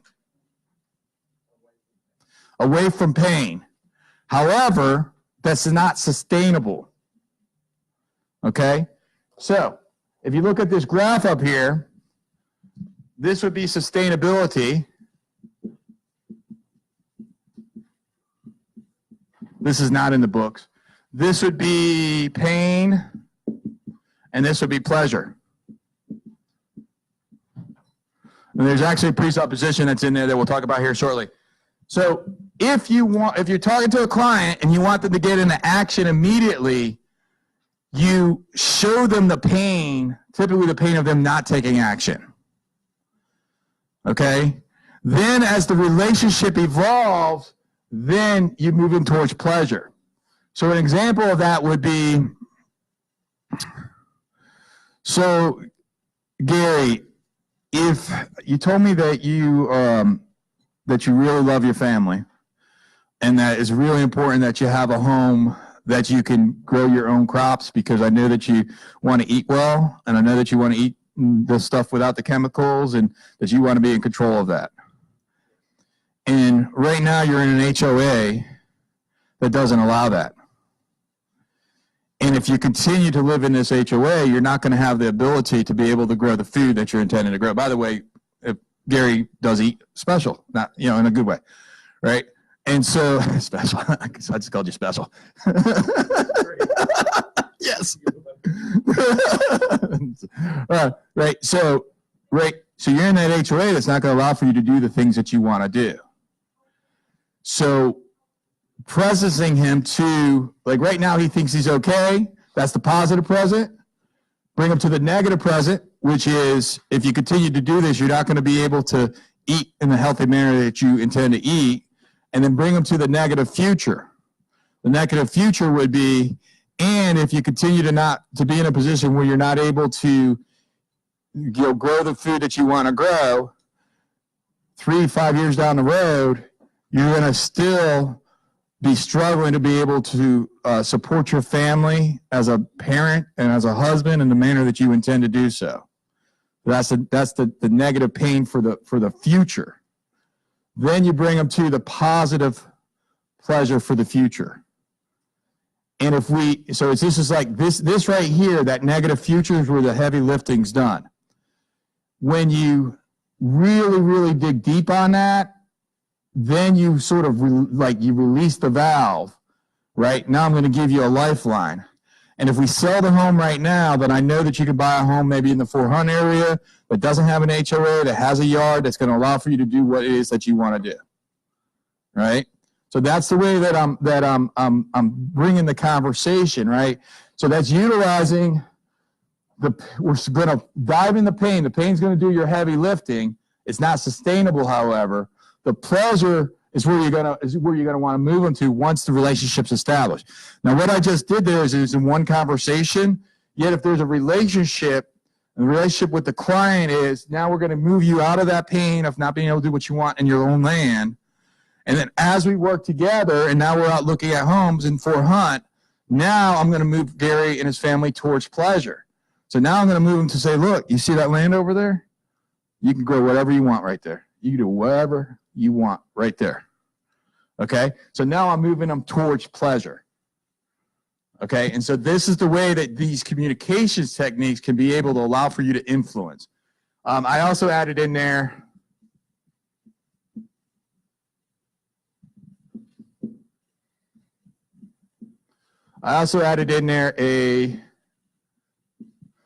this is positive present. This is not in your books, by the way, if you want to take notes. Positive. So I actually did this in that conversation. A positive present. Everybody thinks they're in a positive present. For sale by owner thinks they're in a positive present. I got this. The listing that wants the $200,000 above the list, I got a $100,000 price reduction one day just by utilizing this technique. So I'll tell you about that here in a second. So positive present, you move them to the negative present. The negative present, you move them to the negative future. The negative future is where the heavy lifting is done. This is the one where most people they don't stay here because it's uncomfortable for you. Then you give them that relief valve, and a lot of times that relief valve lies within the why, and then the why allows for them to have that positive future. So Gary, so what I know is, as you know, if you continue to stay here, then 3 to 5 years from now, you're going to still continue to feed your family on healthy stuff. And I know that it's important to you to be that great father, to be that great dad, to be that great guider, that great mentor and provider. Where am I right now? I'm in his why. I'm in his why. What's important to Gary, why he does what he does, is to be that great dad, to be that great mentor. Okay? I'm in his why. Then I bring him over to the positive future. They don't teach this why part. For those of you in Keller Williams that have been through Bold, they don't teach this piece right here. Okay? This is taking it like another little level on it. Right? So you dive into that negative future, you exaggerate it, then you bring them back to the why, then you bring them a positive future. Now we can find you a home in Fort Hunt that you can do what you want to do. You guys got that? That's not in the curriculum if you want to write that down. So to be able to do this, what do you have to know? Okay? To be able to know the why, what do you have to do? You got to have a deep conversation with somebody.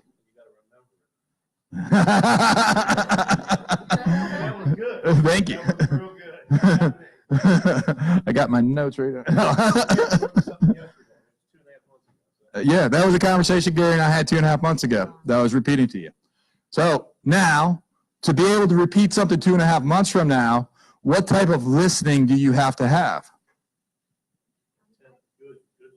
Active listening. You have to be in rapport. You have to be connected, and you have to care, and you have to want to know what's important to the other person. Do you think that when you care enough to understand about another person that you're going to be more able to help them or less able. Yeah, right? Now, that could be with somebody that you may lead on your sales business. That may be somebody that you may lead as a client, as a buyer, or as a seller. Okay? Like, we're getting into some deep stuff here in sales, right? Because who takes the time to actually have those conversations? But don't answer, no, me, don't, right? Because when you have those conversations, then you can make a difference. So, so these are some of the ways to that utilizing rapport. Yes, ma'am. Don't apologize.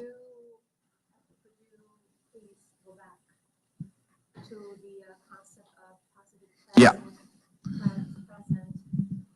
Towards negative present. Yeah.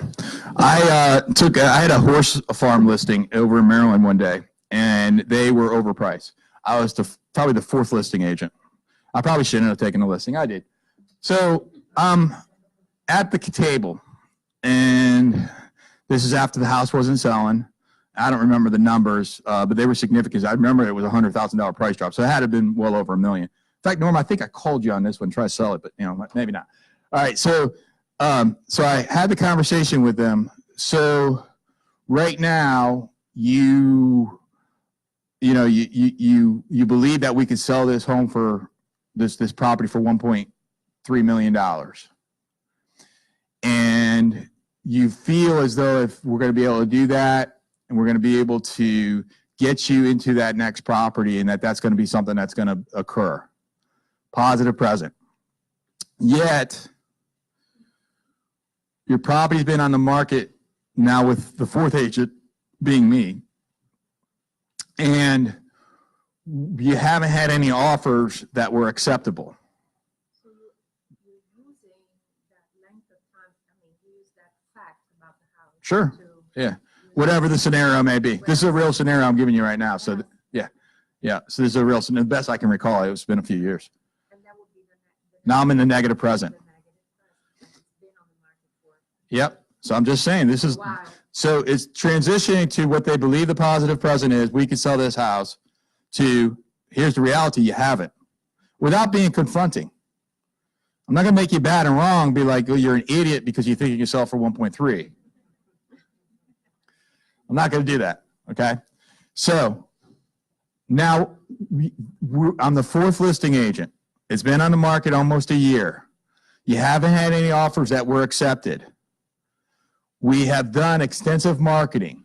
Okay. I'm just saying, I'm just saying facts. Those are all facts. I'm just presenting to where they think they are to where they actually are. Okay. And if we continue down this pathway and we continue to not get any offers, then we're not going to be able to get you to that waterfront home that was in Southern Maryland. We're not going to be able to get you there on a full-time schedule, and you're going to be spending the next year 50-50 in between that home and this home. And still making payments on both. And I know that what you're intending to do is enjoy your retirement years and utilize the proceeds from the sale of this property to be able to fund that. Why? So when we adjust the price to what the market is expecting, then we'll be able to more likely get you to that comfortable retirement that you desire. Positive future in conjunction with why. Now, you guys see when I'm doing this, I'm literally putting my hands like this as I'm doing it, and I do that when I'm communicating it. I literally communicate it because it forces me to be really, really present to where I'm at in the conversation. Because what most people do, they'll do the positive present, the negative present, the positive future. Yet the heavy lifting's over here with the negative future, and then the why releases the valve, and then you give them a positive future. Does that answer your question better? You're welcome. Okay, we good? All right, so another thing that we could do is we can help future pace when Evangelina gets her real estate license. She is going to be one of the top real estate agents in this office. Now, I believe that. Okay? I truly, truly believe that. When Delora continues doing what she's been doing, she will be one of the top real estate agents in this state. And I believe that as well. Okay? Now, you haven't achieved that yet, and you will. Okay? That is what future pacing is. Now, to be able to future pace, you got to really, truly believe it. I already believe that. And maybe I did put that thought. Influential too, but that's the same thing as being a real estate agent, like you said. Right. You're being influential with them to motivate them to do something. Yeah, you talk into the future and you give them a good future to live into. As a parent, my daughter Maggie, when I share with Maggie, I say, Maggie, I am so grateful that you are so well behaved and that you are so respectful and that you help other people and that you are so grateful. And I appreciate and love that about you. I'm giving her something to step into. Tracy, how often do I say that to our daughter? Every morning, at least. And then I'm going to beat her down. And if you don't, I'll beat you down. Right? Okay? I'm future pacing. I'm giving her something that because what does a leader do? Remember from the beginning?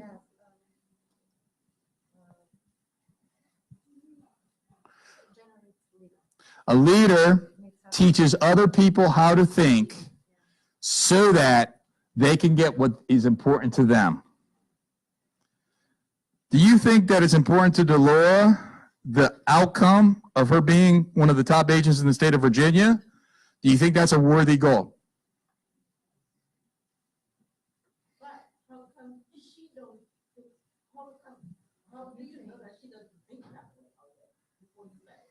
I don't.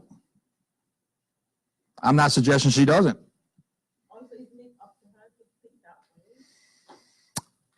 It's up to her subconscious to think that way. And if you remember, I erased the chart. Right now, we're programming. I'm brainwashing.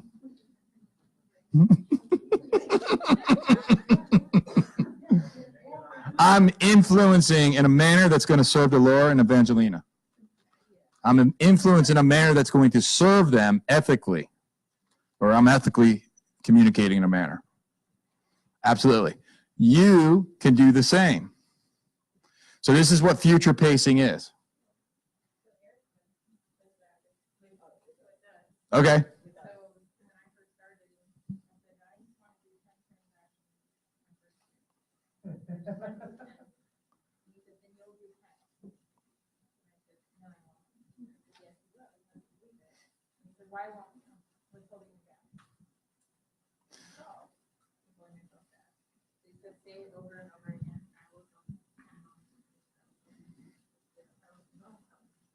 And how many homes did you sell? Right. Yeah. More than 10 in 8 months.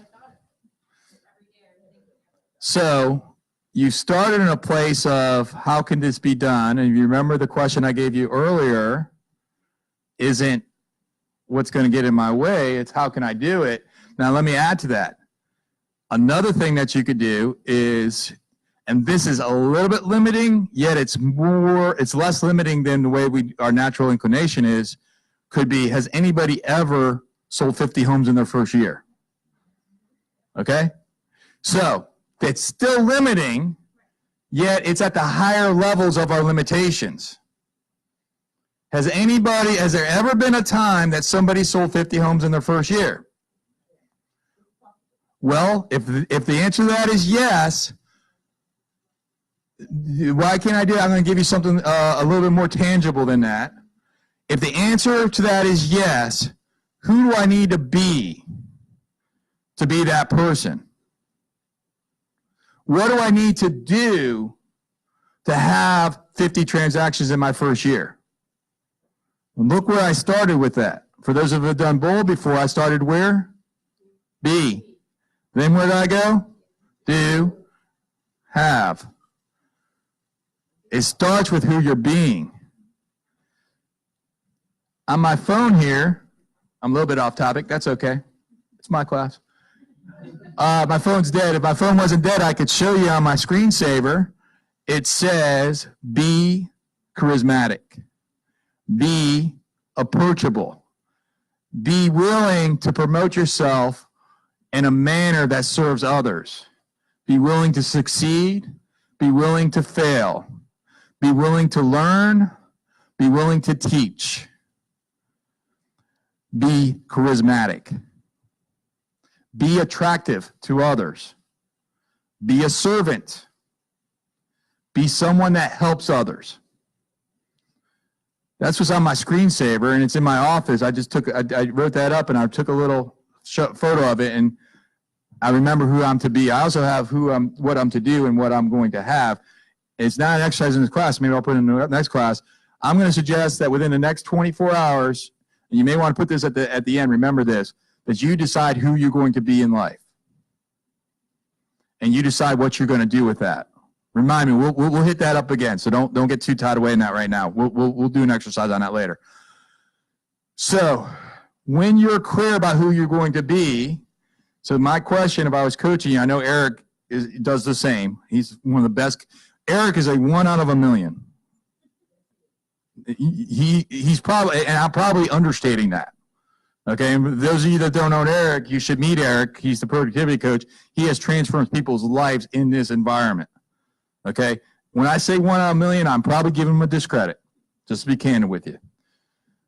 If I was coaching you, Delora, I would go to the place of, first of all, again, and this is limiting, yet, has anybody ever done this before? And if the answer to that is yes, then I'm going to ask you, who are they being to create that? And we're going to just dive into that right there. Then I'm going to ask you, what did they do to achieve that? And all you have to do is be that person and do what that person did, and you'll have what that person has. All right? So, all right. We good? Probably way off schedule. All right, presupposition of NLP. Let's go through this for a bit. I'm actually pretty good. So in NLP, there are 14, we're going to say there's 14 presuppositions, but there's actually more than that. Before I talk to you about the 14 presuppositions, I just want to make sure we all understand what presuppose means. So presuppose means that you're going to assume in advance. Okay? So I presuppose that I would have a classroom today that would be a full classroom. I just assumed that. And I'm grateful that each one of you are here. Okay, now I had to take some action to make that happen. Okay, and typically the action that you do to make something happen oftentimes is greater than you have to take more activity than what the results are. So an example in real estate sales, if I want to get one listing, I know I need to get up to bat, several times to make a request for a listing appointment. You have to, you're gonna strike out way more times than you're going to score a single or a home run in real estate sales. When you get comfortable with that, now, I'm not saying that as an expectation. I'm not saying that as a way to think. I'm just saying that as a way to become comfortable when you do strike out, when you do get rejected. The biggest failures in real estate sales are the ones that are up on stage. I say that because they're the ones that have failed more often than anybody else. Thus, they've succeeded more often than anybody else. Ben Kinney's the biggest failure in real estate sales.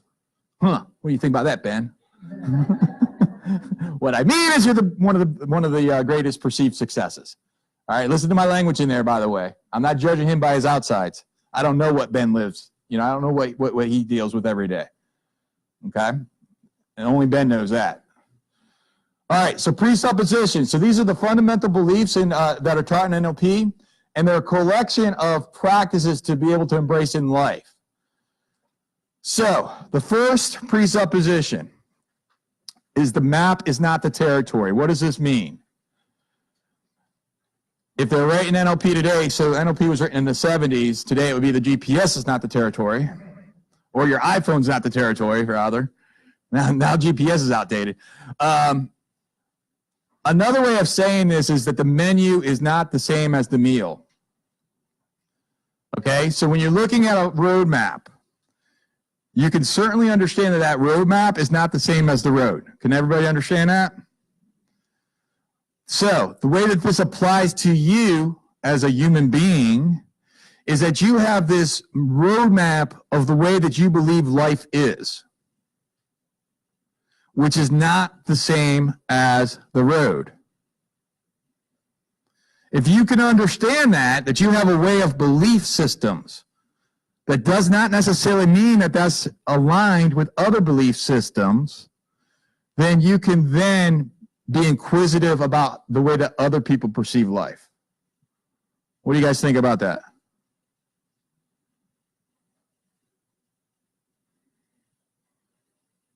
Yes, ma'am. So you're saying math is just your slice of the territory. You put everybody's math together and you get the territory. No, everybody's maps, I'm sorry. Let me say that a different way. I didn't mean to reject you, excuse me. Yeah. Let me say that a different way. Everybody has a map, and it's not necessarily everybody's maps that are aligned, and that makes up the territory. You and I have a different map of the same territory, of which neither is the territory. And if we combine all of our maps, we still don't have the territory. We just have all of our perceptions of the territory.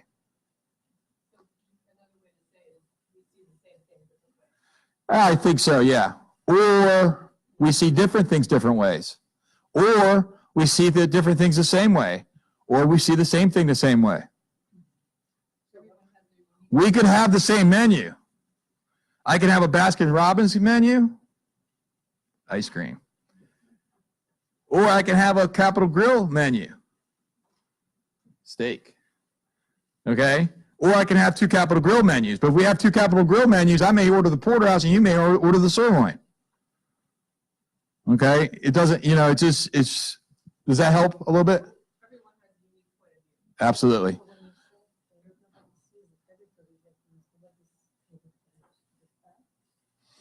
It means that everybody's facts are relevant to them.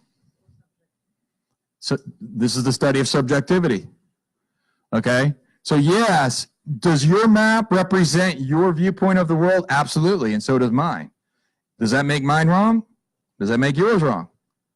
When I understand that, now when I'm on a listing appointment with somebody that has a completely different experience than myself, and as soon as I get out of my autopilot, then I can start sitting there saying, whoa, wait a second. They have a different viewpoint of the world than I do. And that's not wrong. It doesn't mean I need to change my viewpoint, though. Yeah. I just need to be aware of it. Yeah. Let me just be aware that there's we're looking at different maps right now.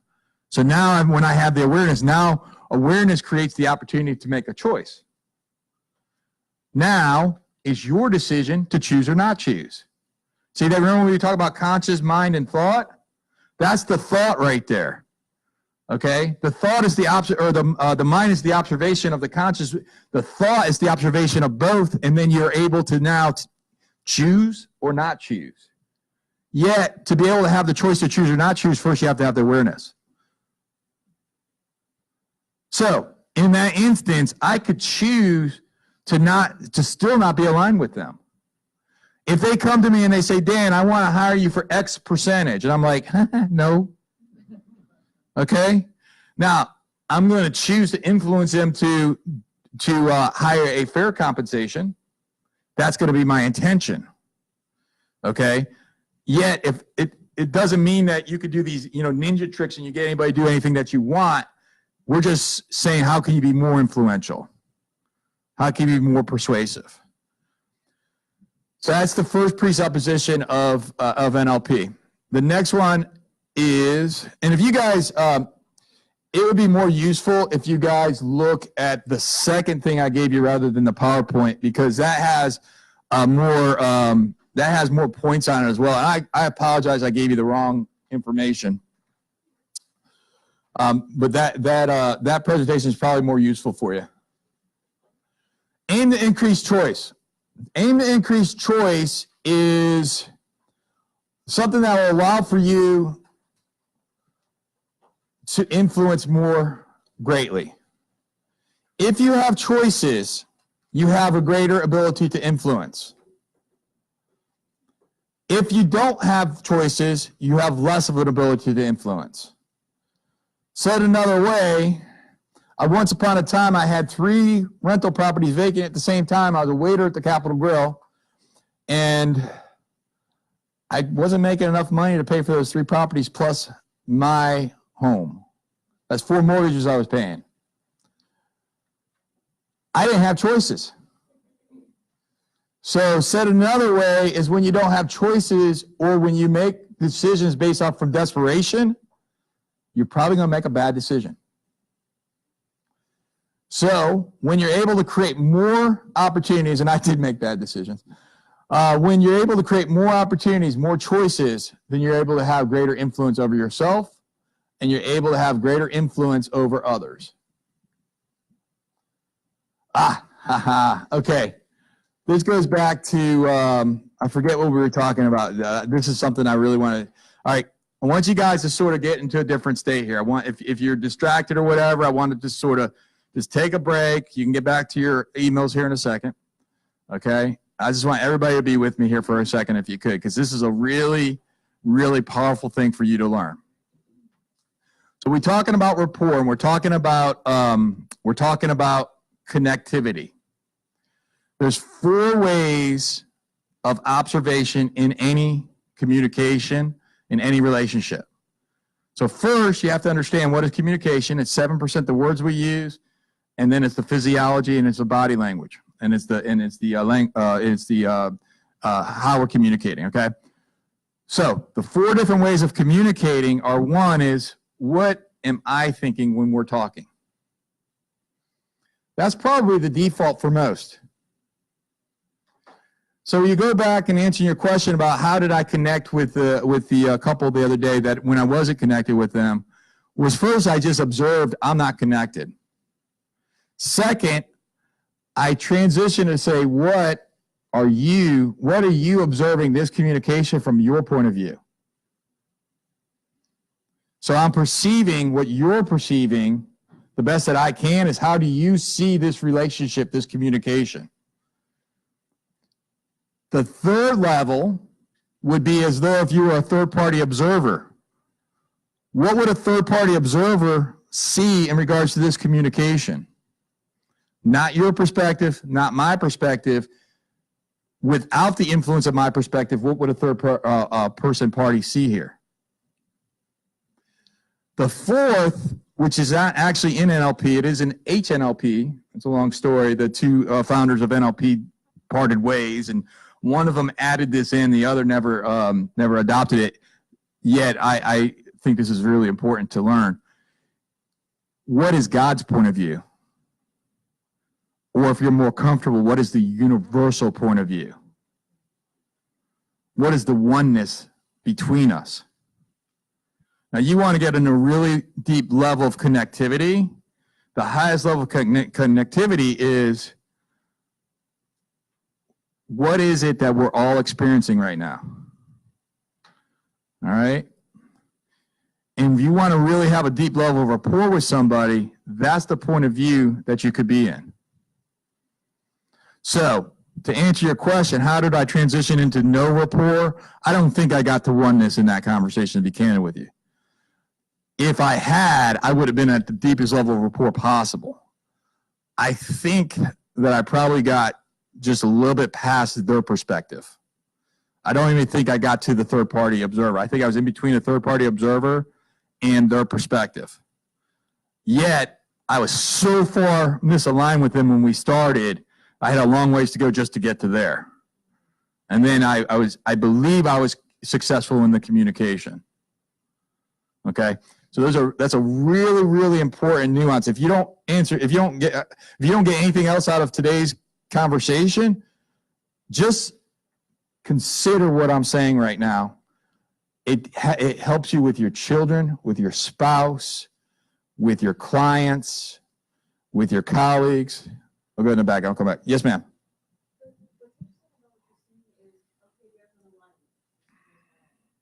And if you're moving away from the line,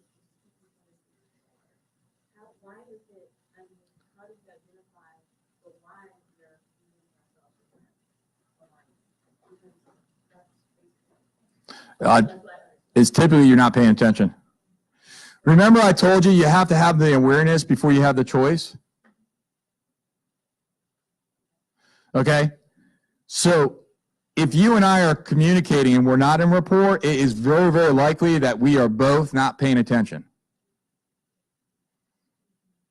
Now, if one of us chose to pay attention, one of us could alter that conversation, that communication. We have to be aware of it first, and you have to have the knowledge, of course. Some just naturally do it. Some politicians, you go back to the politicians, I don't think that all of them have been trained in this. I think many of them are just natural at this. And then they get some advisors and they tell you when you're waving to the crowd, you have an open hand, and if you're on this side, you use this hand. If you're on this side, you use this hand, so you're not closing it in on somebody's face here, right? And then when they're talking, they're like, hey, right? Watch their speeches, right? They'll be out there and there's 10,000 people like, yeah, right? They're pointing at, 500 people over here like, that's my brother. There's nobody there. There's 500 people like, yo, Evangelina, my girl, what's up? Right? There's still a little bit missing here. Talk to me about that. Is there still a little bit missing here?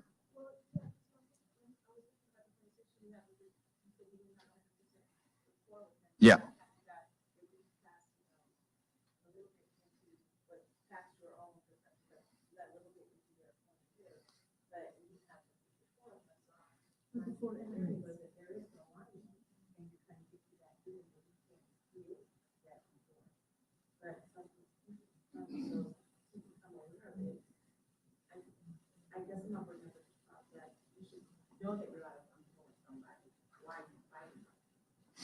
I think it's because, see, you go back into your autopilot. So even in our conversation, right, I can be, and the reason why I say I actually did get into the world pretty well, I believe. Then I got into an observation of what would a third party be looking at here, okay? Then I got back into autopilot. The reason why I didn't get to the universe is because I snapped back into autopilot and I stopped being aware. Right? Like that's the reality of what happened, okay? Now, the more that you practice this, the more that you can stay out of that autopilot and the more that you can actually be in tune with whoever you're speaking with. Which is why I didn't move on after you asked that question. I know I could have stopped there and went up here for the next question, and I knew that you weren't satisfied. So that's why I wanted to stop and go back to you. Does that make sense? I still don't believe I'm answering your question. I got it. I may not be capable to answer your question. Okay, and I'm doing the best that I can. Okay, I'll try it one more time because I may not understand the question. Ask me that question in a different way if you could. Do you feel somewhat connected to me at all? Okay.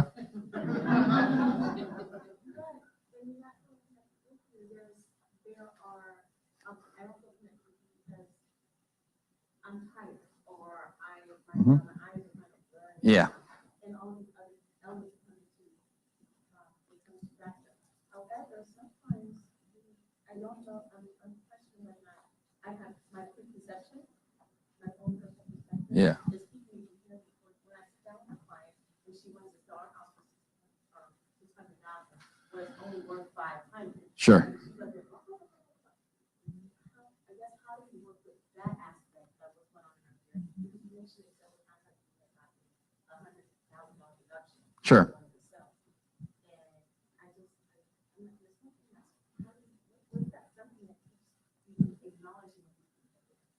What do you think it is?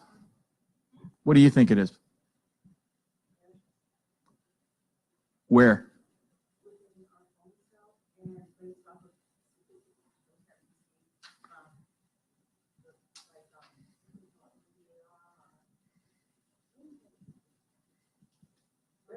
That we get from, so we get those stats and then we have this question, like, this is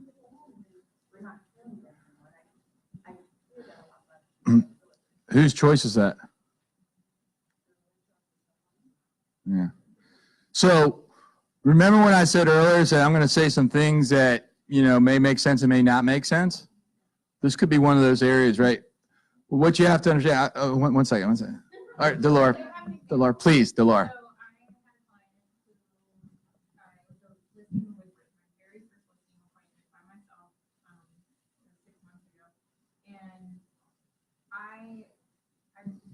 I was in sales for 30 years.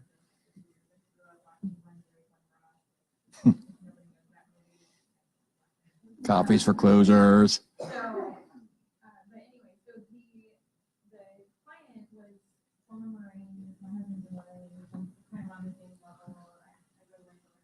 And everything he was saying, it made sense about what his price house for, why he thought he was prices for, and things like that. But in my mind, kept shutting it off. I was like, no, because your house is only worth X amount of money, right?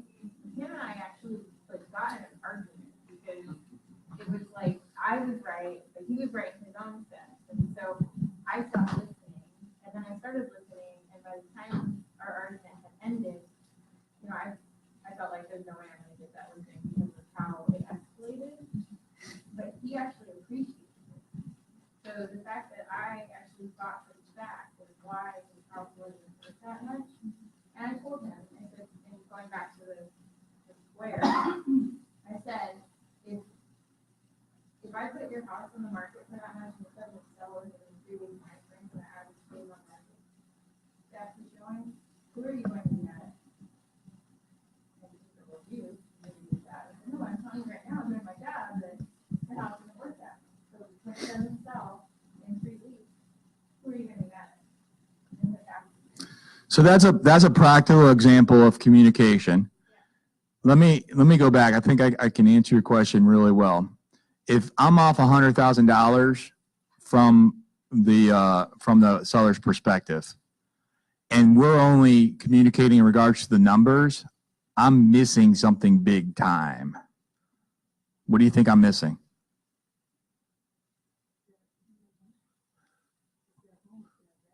It's maybe. I'm missing the why. Yeah.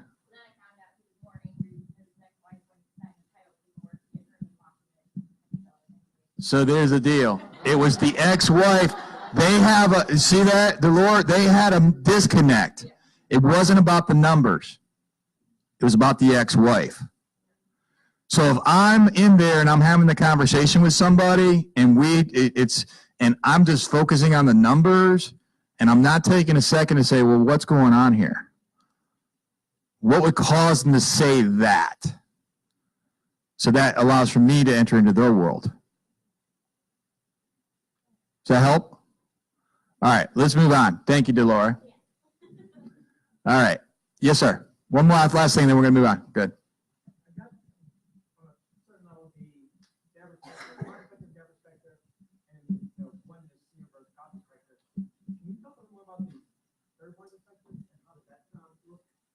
Yeah.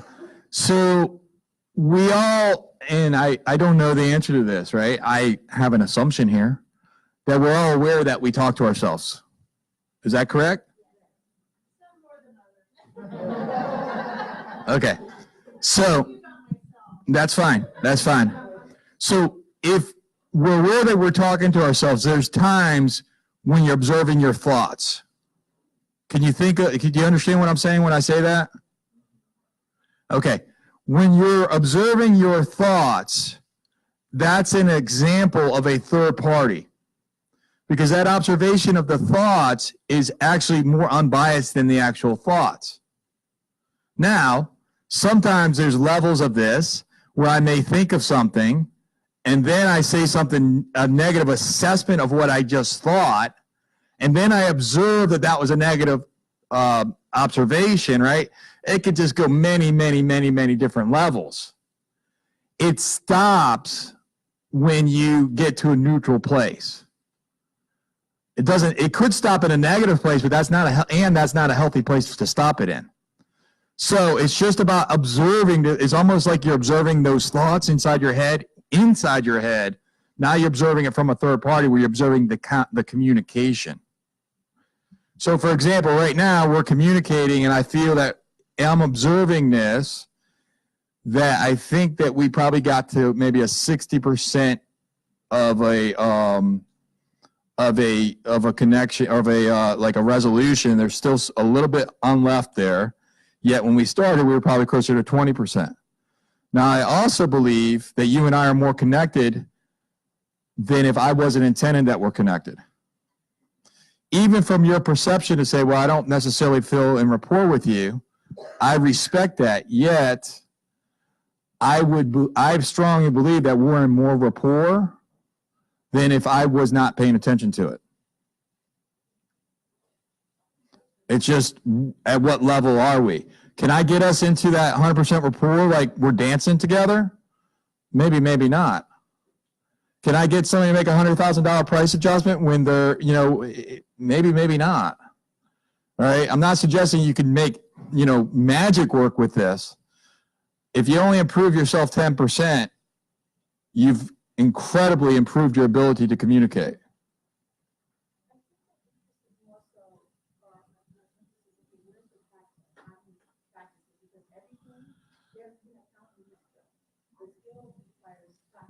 Sure. Yeah.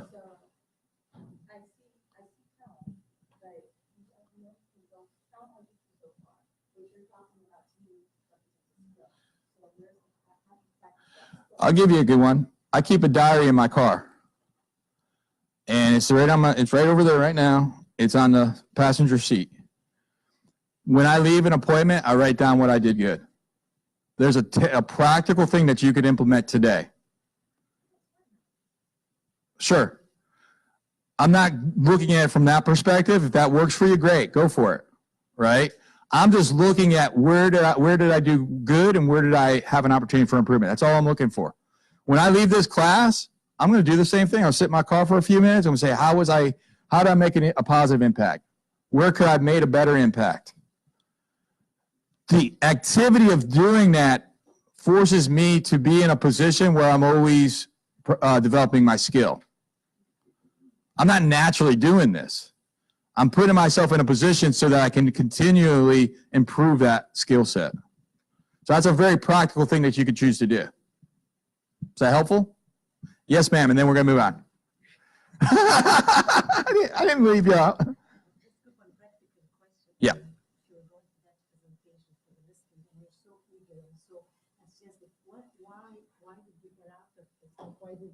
What made you ask yourself, what made you get out and lose the connectivity? Well, first of all, I wasn't eager to go on the appointment. I was just doing my job. I'm eager about my job. I mean, I wasn't particularly eager about it. I was just as eager going on that as I am right here. I'm just doing my job. Okay? My job's to take listings. That's my job. Yeah, I do. Yeah, I wasn't paying attention when I went in. Yeah, I never had a connection. I didn't disconnect. I never connected. Yeah, I went into autopilot. And I'm in autopilot. Autopilot does not serve me well. Well, sometimes it does. Sometimes it does. Yep. All right, we good? Woo. People make, this is the one that can be controversial. People make the best choices available to them. How can an axe murderer make the best choices? It was the best choice that that individual could perceive at the given time. Even when people make bad choices. People make the best choices available to them based off of their perceived options. Bless you. Remember when I shared with you about Ben Kinney, I said I have a perception of his success? I was very careful in my words. I said that's somebody that has perceived success. It's the way I said it. If you don't know Ben Kinney, Google him. He's an agent that does a bunch of business. Like,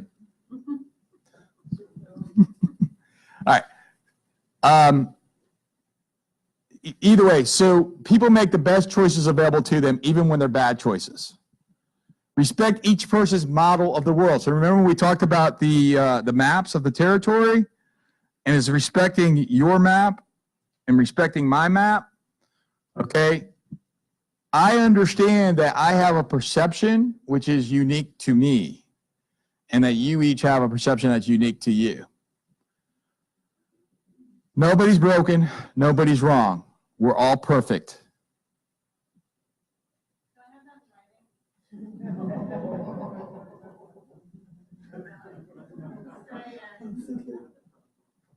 Nobody's perfect. I mean, you got me all screwed up there. Huh?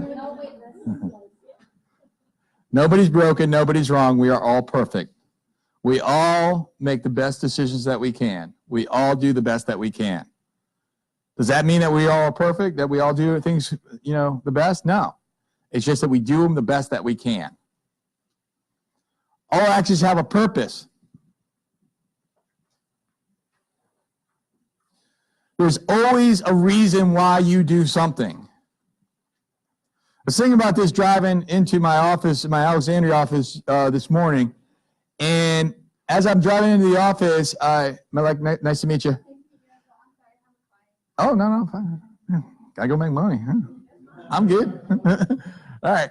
And I was driving down the Beltway towards my office, and I was just thinking about the difference that we all make in our lives, right? Like how the world is continually evolving. You each got up this morning, you made a choice to come here.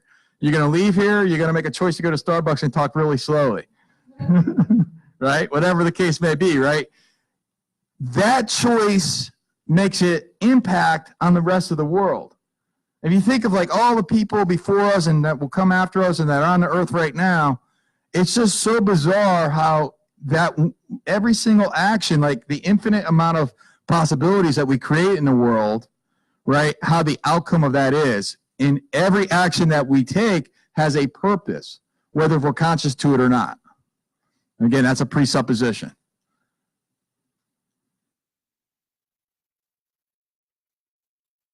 In sales, if you intend to get someone into action quickly, you should show them the pain of inaction. And that was this right here. Okay, so that's what I demonstrated on this right here. Show them the pain of inaction. Or show them the pain of doing what the action is that they want that they don't like. The meaning of your communication is the response that you get.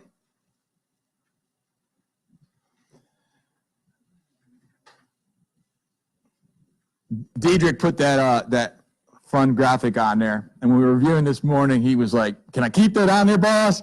I said, "Sure, go for it."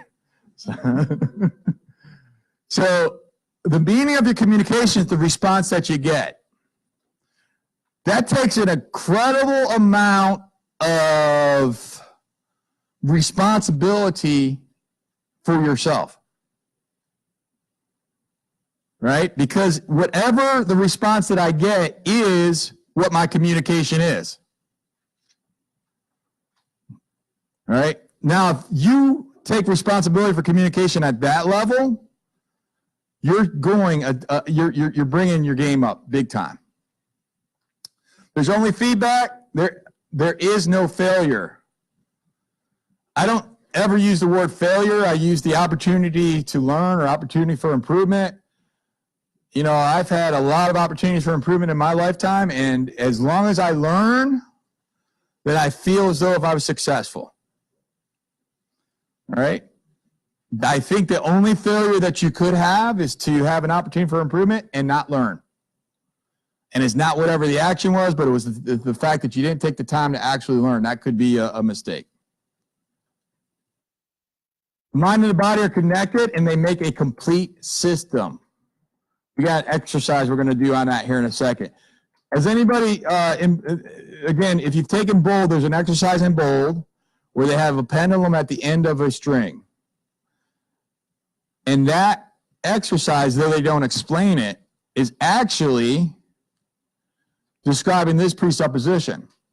And what that is the pendulum at the end of the string is they'll have a circle with a 1, 2, 3, and a 4, and it'll say 1, 3, 1, 3 for the entire class, and the pendulum starts swinging 1, 3, 1, 3, 2, 4, 2, 4, 1, 2, 3, 1, 2, 3, 1, 2, 3, 1, 2, 3, and you're not moving your fingers, or at least you're not consciously moving your fingers. You are subconsciously, however, having micro movements in your fingers. That is an example of the mind and the body being connected and designing a complete system. So some of you have been through that exercise. They don't take the time to then explain the mechanics of that, and that's the mechanics of that right there, if you've been through that exercise. Person with the most flexibility in the group has the most influence. We talked about that earlier.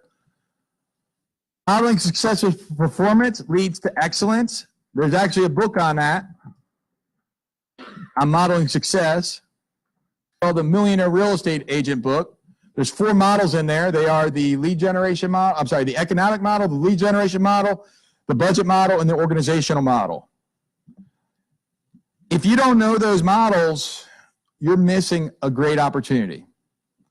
I see far too many real estate agents and far too many Keller Williams real estate agents that don't take the time to understand those models.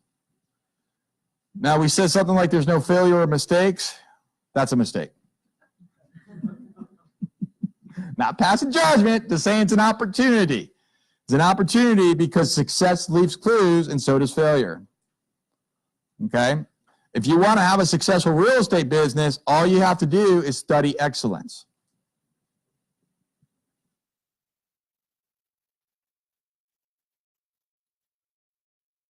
All processes should lead to integration and wholeness.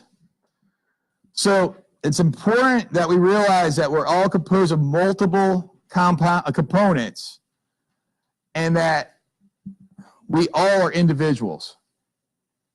Right? How many different billions of things are going on right now in this environment?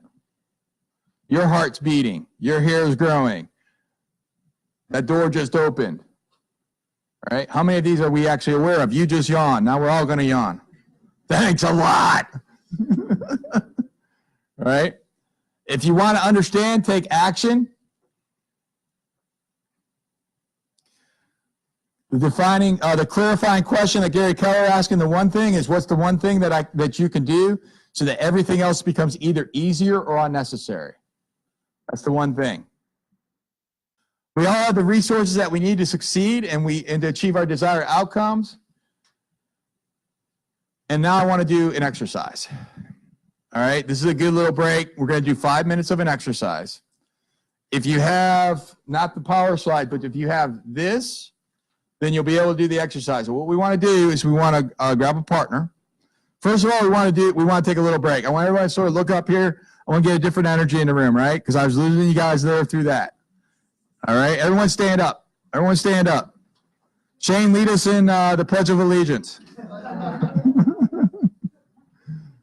All right, everyone stand up. All right, everyone do an etch-a-sketch. Shake your head. Etch-a-sketch. All right. Thank you. All right, we're going to do an exercise now. So this exercise is going to demonstrate to you the connectivity between your brains and your bodies.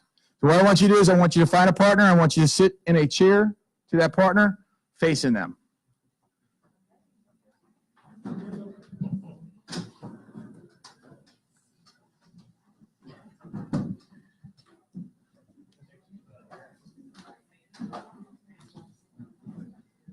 Okay, on your books here, I don't have page numbers, but you can find that there's an eye-accessing cue on the page, and then there's an activity book on the next page to the right of that. That's where we want to be.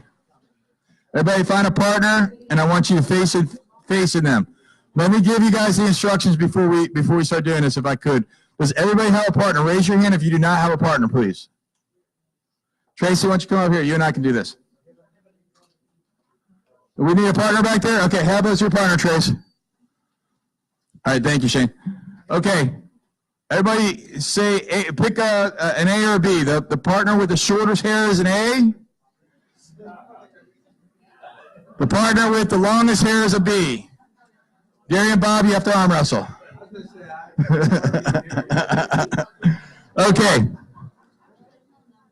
Partners A's.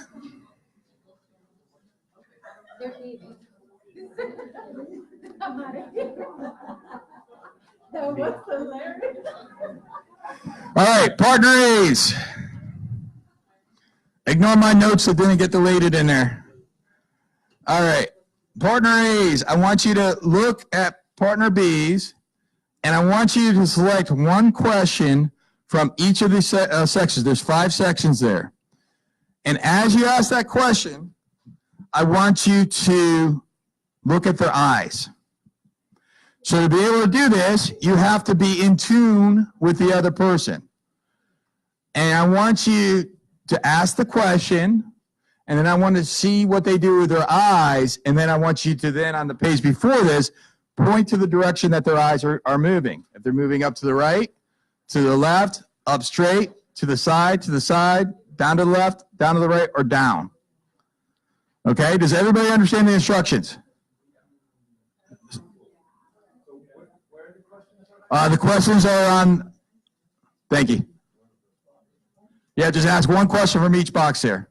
Everyone good? Anybody else? All right, let's go. You have about 3 or 4 minutes, and then we're going to switch to the B's.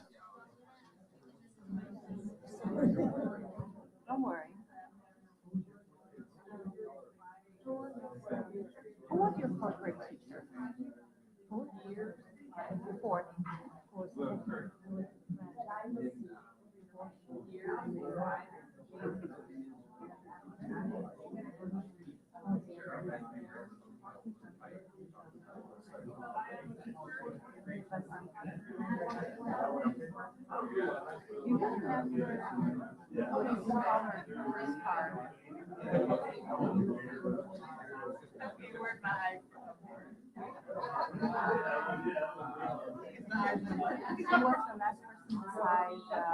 members that you saw?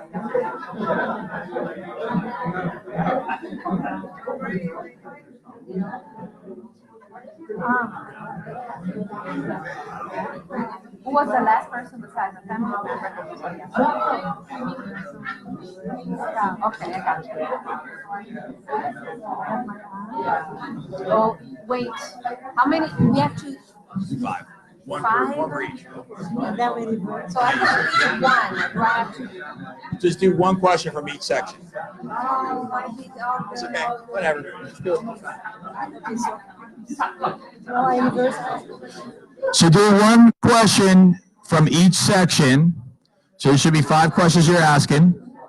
When you're complete with that, we're going to switch to the B. So we'll give another minute and a half, and then I'm going to switch, okay?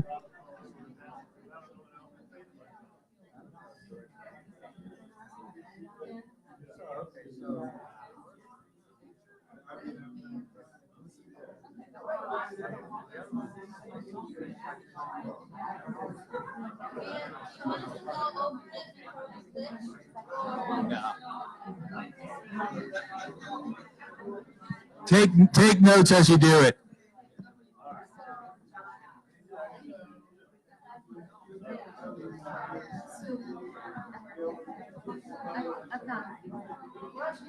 So I do for her, but I don't see the corresponding for like three straight, and then my right, and then that straight again, and then my left. So I can do left and right here, but when she sees me, looks me straight in my eyes, yeah. I don't know where to go. Like I don't know how to.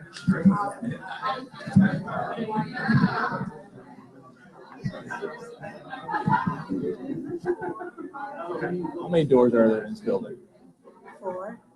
How many doors are there in the building across the street? Okay. Wow. Now I'm there. Okay. I get you too. Like how many doors are there in your home? Just one? You don't have any interior doors? Ah. How many interior doors are there? How many interior doors are there? Because, well. Yeah, you just got to dig a little deeper. Okay. Yeah. I didn't. She's answered 4 because she already knows the answer to that.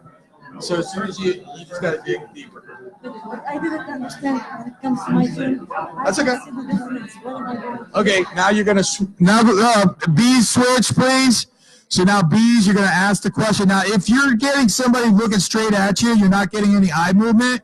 Ask a deeper question. So, for example, one of the questions was, "How many doors are there?" 4, and she was looking straight. I said, "Okay, how many doors are there in the building across the street?" Okay, so if you're not getting any response, just sort of dig a little deeper on that.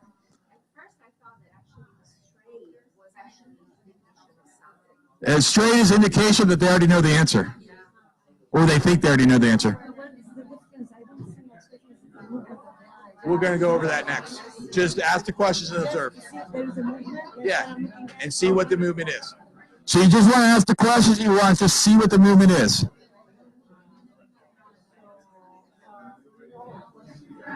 You have to pay attention to her. These eye movements happen quickly, so you can't be reading your paper when you're asking the questions. Hey, Fred, bring Leah in with you guys, please. Sorry, Leah, I didn't see you there.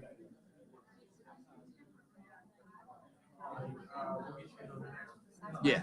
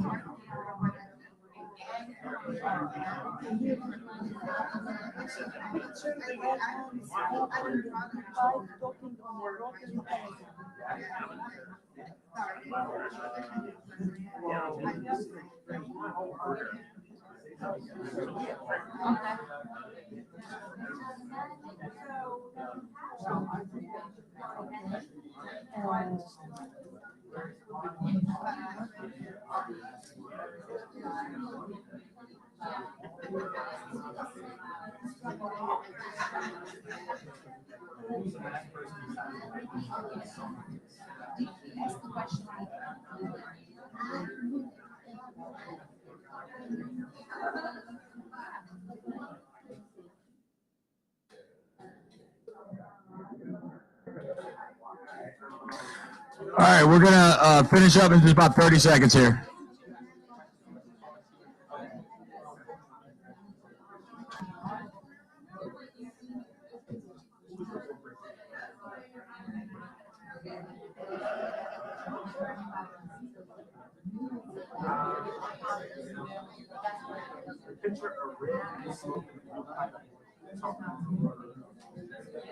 Fred, I was thinking of you when I wrote that question.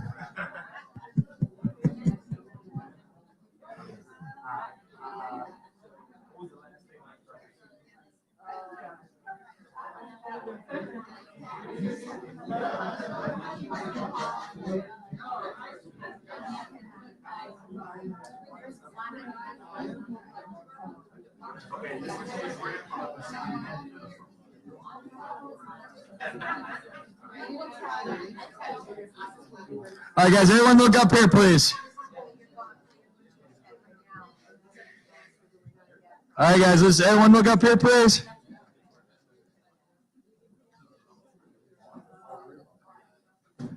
All right. What did you guys observe? Eye movement?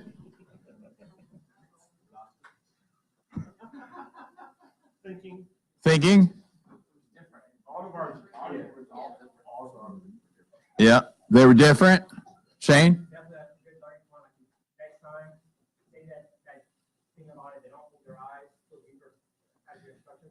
Yeah.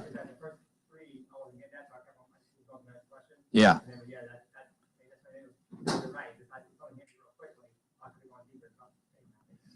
Yeah. So basically, if you don't get a response, dig deeper. Yeah, if you don't get a response, dig deeper. Here's the thing. So in sales, right, when you notice somebody's there's 3 people here. So Leah, Fred, and Norm, and you say that you got 3 different things. That's normal. So a visual thinker is going to look up. Okay? Somebody that's auditory is going to look to the sides. And somebody that's touchy-feely is going to look down to, let me make sure I get this right, down to the right. Down to the right. Okay? So now if you're looking down to the right to gather the information, I'm going to alter my communication to you. So Shane, does it feel right that we go ahead and list this home today? Which is different than, how's it sound for us to go ahead and get the property listed? Which is different than, what do you see as this being your home? You guys see that? So I'm giving you just a little bit of a taste of my intention with this exercise is to show you how the mind is connected to the body. Your eyes don't have that choice. They're connected. You don't have a choice on that. Now, as a persuader, what can you do with that? Right? And you know whether if they're remembering or they're visualizing, for example. So if they're looking up to the left, they are remembering an experience. If they're looking up to the right, they're creating a new experience visually. That's they're right. Yeah. You got to take this picture and put it like this. Yeah, you put this like this. Yeah. Now, if you get something and you really get deep into this and you say, "Were you visually remembering?" and they say, "No, I was visually constructing," ask them if they're left-handed.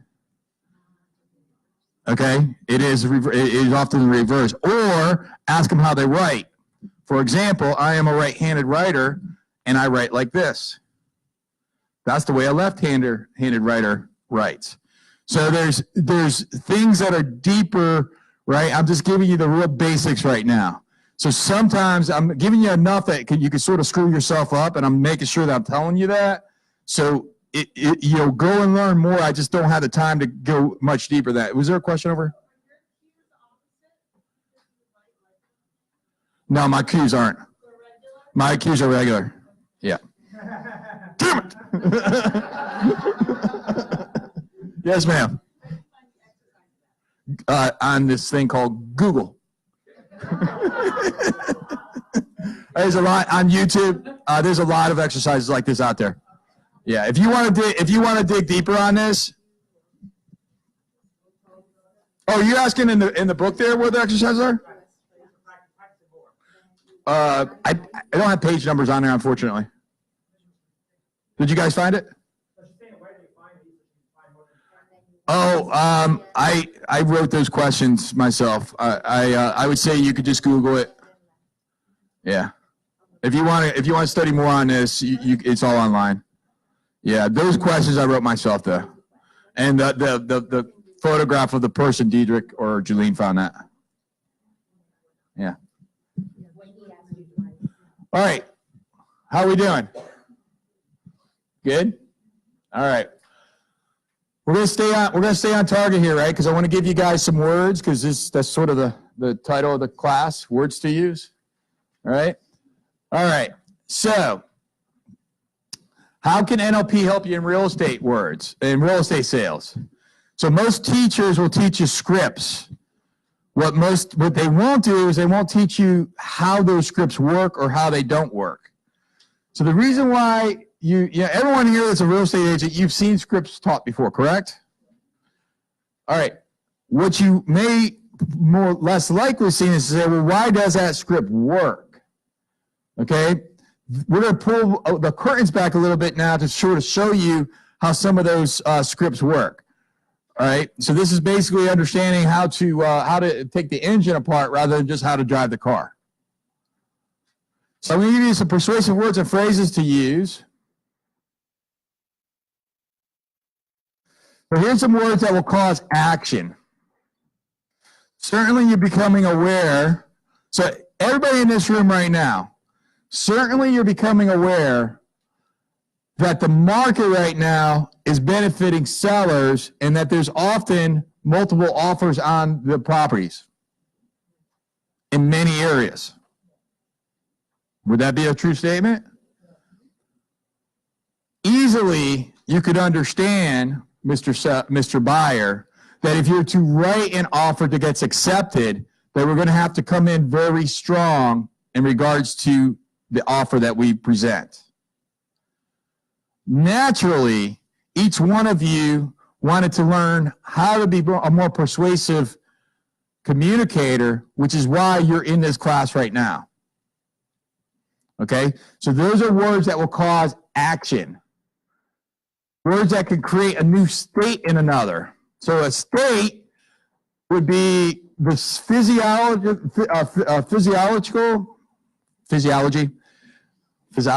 yeah. The way your body is, right?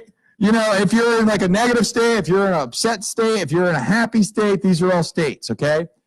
And we can use words that are going to cause action, that are going to create positive emotions, that are going to create curiosity or trigger action. So these are all different words that we're going to use. So words that are going to create another state is believe, energize, healthy, overcome, stimulate, success. Certainly you believe that smiling is an activity that feels better than frowning. When you're healthy in regards to your daily activities of lead generating and serving your clients at a high level, you know that you'll have success. These are words that are more powerful, create positive emotions.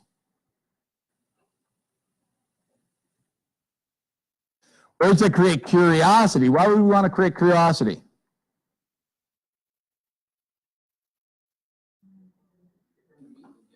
Yeah. Yeah, it's sort of like when you're curious about something, you want to know the answer. I mean, if you're like me, by the way, that's a persuasive technique right there. Yeah, thank you. Thank you. Gary likes me. If you're like me, and you see like a magic trick, you know, now that we can actually go on YouTube and figure out how it's done, like I just want to know how that magic trick was done, right? I'm curious. So when you create curiosity in others, they want to know the answer, right? So if you think about in advertising, right? Imagine, well, no, this is an advertising. In sales, imagine you and your wife sitting in that home that's on Broad Street in Falls Church, that you have the convenience to be able to, you know, to do what you want to do. So utilizing the word imagine. The word secret. A lot of times you'll see secret in advertising. What's the 7 secrets to success? The 7 secrets revealed. Finally, all your real estate sales transactions success models revealed. I don't even know if that made sense, right? But it still created something, right? So these are words that can create a state in a new state in another. I can't tell you because my wife's right here and I played on her and my wife all day. I'll tell you, I got a really good one for you, man. I got a good one. I'm never going to tell you, though.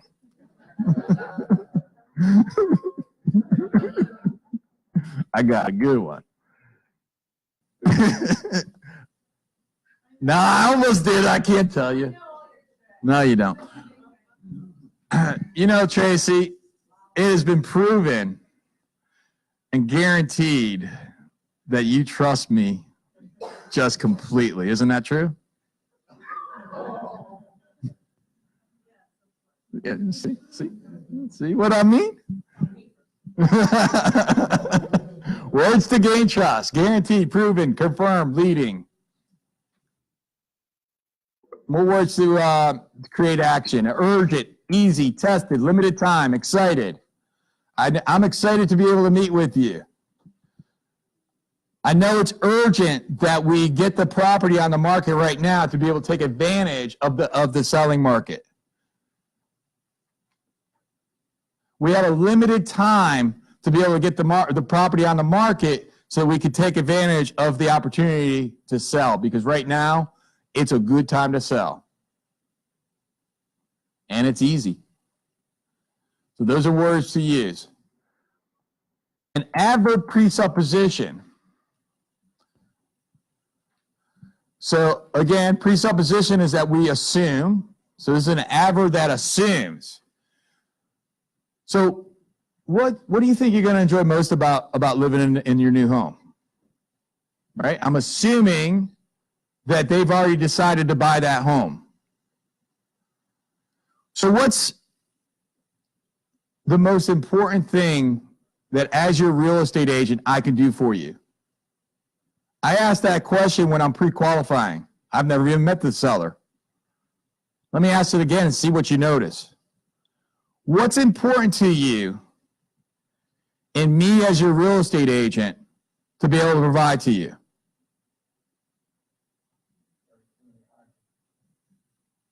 When I said it the first time, did you notice the same as when I said it the second time? I said the same thing, right? When you actually pay attention to what I'm saying, you already hired me. But it didn't sound like that the first time. It may have, because we're in that class right now. We weren't in that class. It wouldn't have. Oh, there's another one. Fortunately, we met so that I can be able to help you get the most amount of money put in your pocket. You do want the most amount of money, right?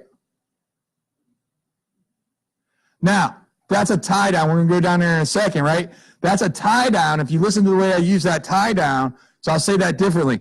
Fortunately, we met so that you can hire me so that we can get the most amount of money in your pocket. I mean, you do want to get the most amount of money in your pocket, don't you?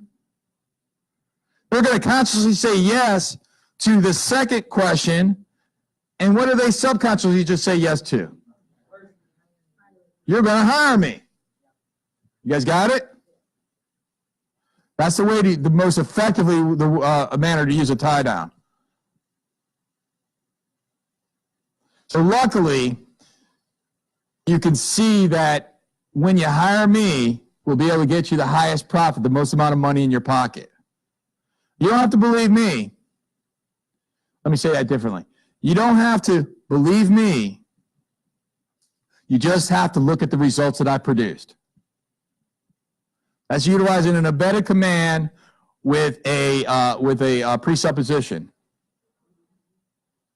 So the embedded command was believe me. You don't have to, right? They're not going to hear that, and then they're going to hear the last piece, believe others. You can get the process started now, and we can get you to Toledo by May. Eventually, Mr. For Sale by Owner, eventually you're going to get frustrated with this experience, and I understand that. I've been frustrated before as well. So let's do this. Let's go ahead and get the process started with a professional, and let me show you how I can make you the most amount of money. When you realize just how challenging a real estate sales transaction can be, you're going to appreciate the services that professional can provide. These are some examples. Okay, let's talk about an anchor. So here's some anchors. Has anybody in this room, and you may or may not have, has anybody in this room ever watched any of my videos that I do from time to time? Few people? Okay. Does anybody recognize the way that I introduce myself? So Fred's asked me this before, or I know that you've seen, my daughter actually makes fun of me when I do this. So the way I introduce myself is I communicate, this is Dan Roshan with Keller Williams Realty. Okay, that's an anchor. That's why I do that. That's the way I introduce myself. I introduce myself in that manner on the telephone cold. Hi, this is Dan Roshan with Keller Williams Realty. That's an anchor. Anybody ever watch Diana Kakoso's videos? I do. Do you? That's an anchor. The way that you can use an anchor in a listing presentation is when you're gaining trust and happiness. When that clients or prospective clients in this case are happy, here's an example, you can raise your eyebrow. Then when you go for the close, how many Sandler fans do you have? You can raise your eyebrow again. They're going to subconsciously associate, they're not even going to recognize that this happened, that good feeling that they had when you raised your eyebrow the first time to the second time. That's the way that you could use some anchors. Yes, sir.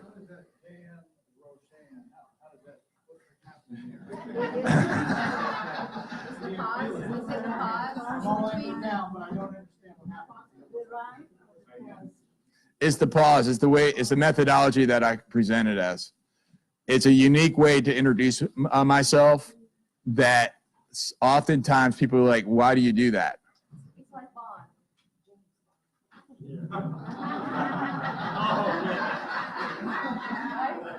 I'll never do it again.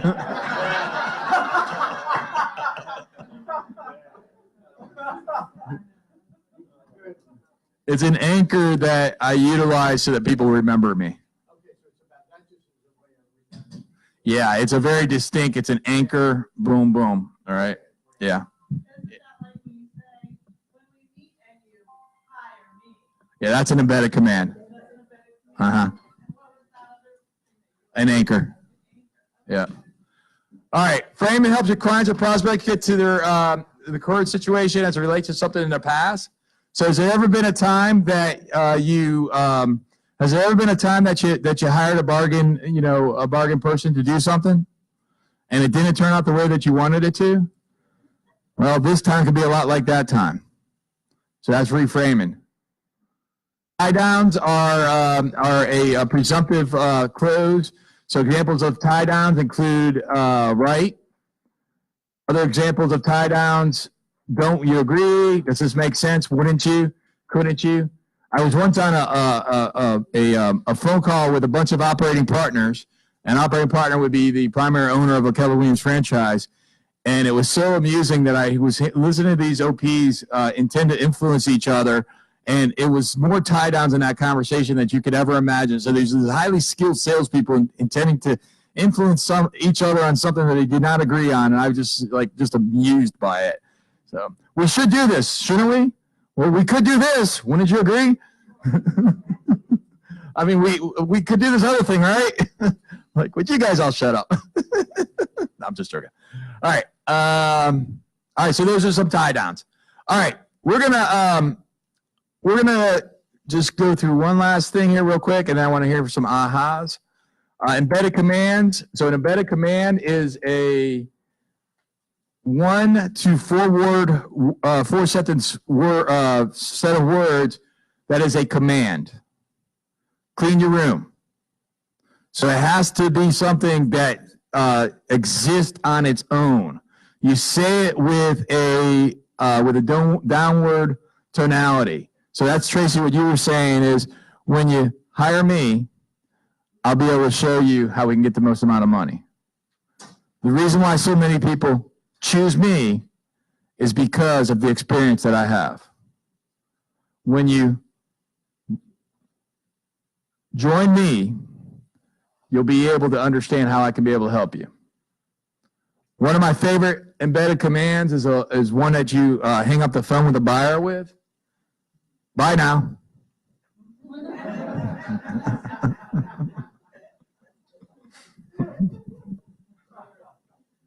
So my favorite embedded, just because it's so fun. So the embedded command is that you're saying so. All right. So the story of the embedded command is that once when the movies came out, once upon a time, when they had the reels, they had little Coca-Cola things in there, and they would have a frame, and the frame would be like moving, right? It would be like 100 frames to make a movement. Well, they would slide a little advertisement for Coca-Cola and put popcorn in there. Your brain didn't see that advertisement consciously. Okay, so what an embedded command is it's very similar to that little image there, where it's just an advertisement for doing what you intend for them to do. Hire me, choose me, join Keller Williams Realty, buy now. Okay, and they're embedded within the communication. Yeah, that's the buy now. All right. That's probably a good place to stop. We went over a couple of things, but I wanted to bring the conversation back to you guys. So I want to hear what you learned today and what your ahas were and what your thoughts were. What did you take away from today's curriculum? Yes, sir, Shane.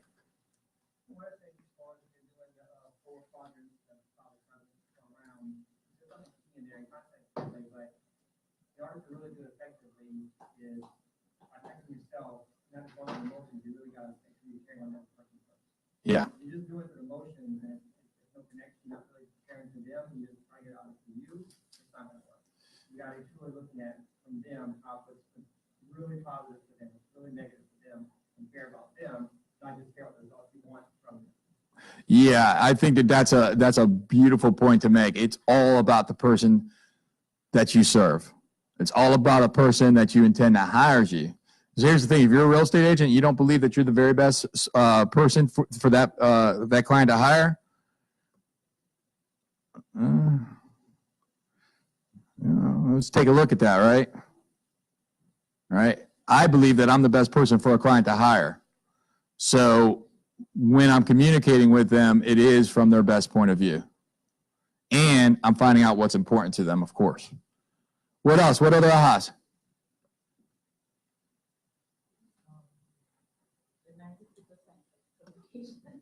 93% of communication is not verbal.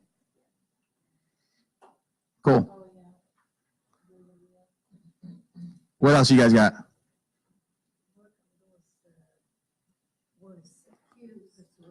Work on the words. Yeah.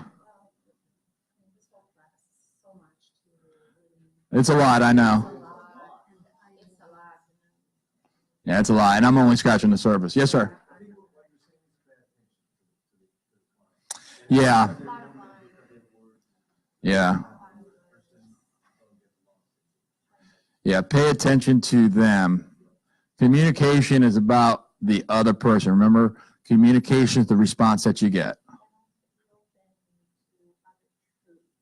Be open to other truths. I think it's also learning some of these words that tie down to that command, like salting your conversation with that is a service to the clients. It makes it easier for them to make the decisions they want to make. Yep, we get paid to guide our clients to making difficult decisions. And for those of you that have been in real estate sales for a second or so, understand that there's times where we where our psychiatrist hat, our marriage counselor hat, our financial counselor hat, and it's a very empathetic opportunity as a real estate agent, meaning that really understanding what's important to you. All right, we've got time for 2 more ahas. What you got?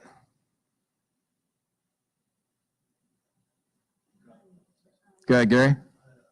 I'm in law enforcement. I've been doing it for 30 years. I'm in the anti-terrorism unit now. But what he says, I've done for 30 years, and I've done it in a different perspective. When I approach someone or things, I got to look for everything. Like he was talking about that stance away. That's a bladed stance in our mind. It's not just, I don't want to be with you, but I'm getting ready to fight. There's everything he's saying is true. If you can get a grip on this and how you talk to people, and like you hear about the news, law enforcement, they don't have to talk to you, they don't have, and most of them don't. Well, I do, I've done this. And you get anything you want. You can get anything you want, but it's knowledge and it's being able to apply what you're doing. Like I said, I've been doing it for 30 years. I mean, it saved me tons. You know? Yeah, here's a man that puts his life on the line every single day, essentially. And if you screw this up, that's a problem. Right? It could be. I mean, God willing, it's not. A lot of these classes in another perspective. This is about helping someone buy a home and understanding the person. Mine is saving someone's life or dealing with terrorism and different people and the way they react. Yeah. But it all works. It definitely works. But it's a science. You got to learn. And you got to be able to read people. You focus on the body movement. The body, it's all body movements, all body things, how you're blading yourself, if you're crossing your arms, what you're doing, if you're uncomfortable, sweat, different things. You know, if you're dealing with couples, like in marriages, don't look like a guy, don't look at the woman too much. I mean, there's all sorts of things going on. And seriously, it's all, that's definitely, this is all going on. You know what I'm saying? And being a big white guy, that's going on. And you've got to deal with everybody. So you've got to bring yourself in there to be able to deal with a multicultural type of people, not offend them, not, you know. And my thing is, I offend them, I'm in trouble. You know, I got to deal with the situation. But it's the same perspective for real estate. Everybody's neutral. Like I said, that's the most important. It's neutral and learn what they need. Buy this house, sell this house, and how can you get it there? Thank you, Gary. Yeah. Got time for one last aha, and then we're done.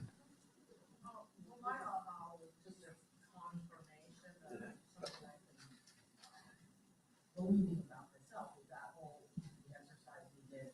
I know now that I'm a visual person. Yeah, I mean, I was looking straight or up, that's all. sure. That was the- Yeah. And now I know that my partner here is an audio person. No, Yeah. I hear what she's saying. You know, I hear what she's saying, and I see what you're saying. Yeah. So have an awareness of ourselves. One of the greatest gifts that you can give yourself is to have an awareness of who you are. And before you even step into who somebody else is, having a good grasp of who you are is really is going to really serve you well. All right, guys. Thank you very much. I hope you enjoyed it. Please push your chairs back in. Thank you. Please push your chairs back in. Clean up. Tidy up. Put any trash away. Thank you very much.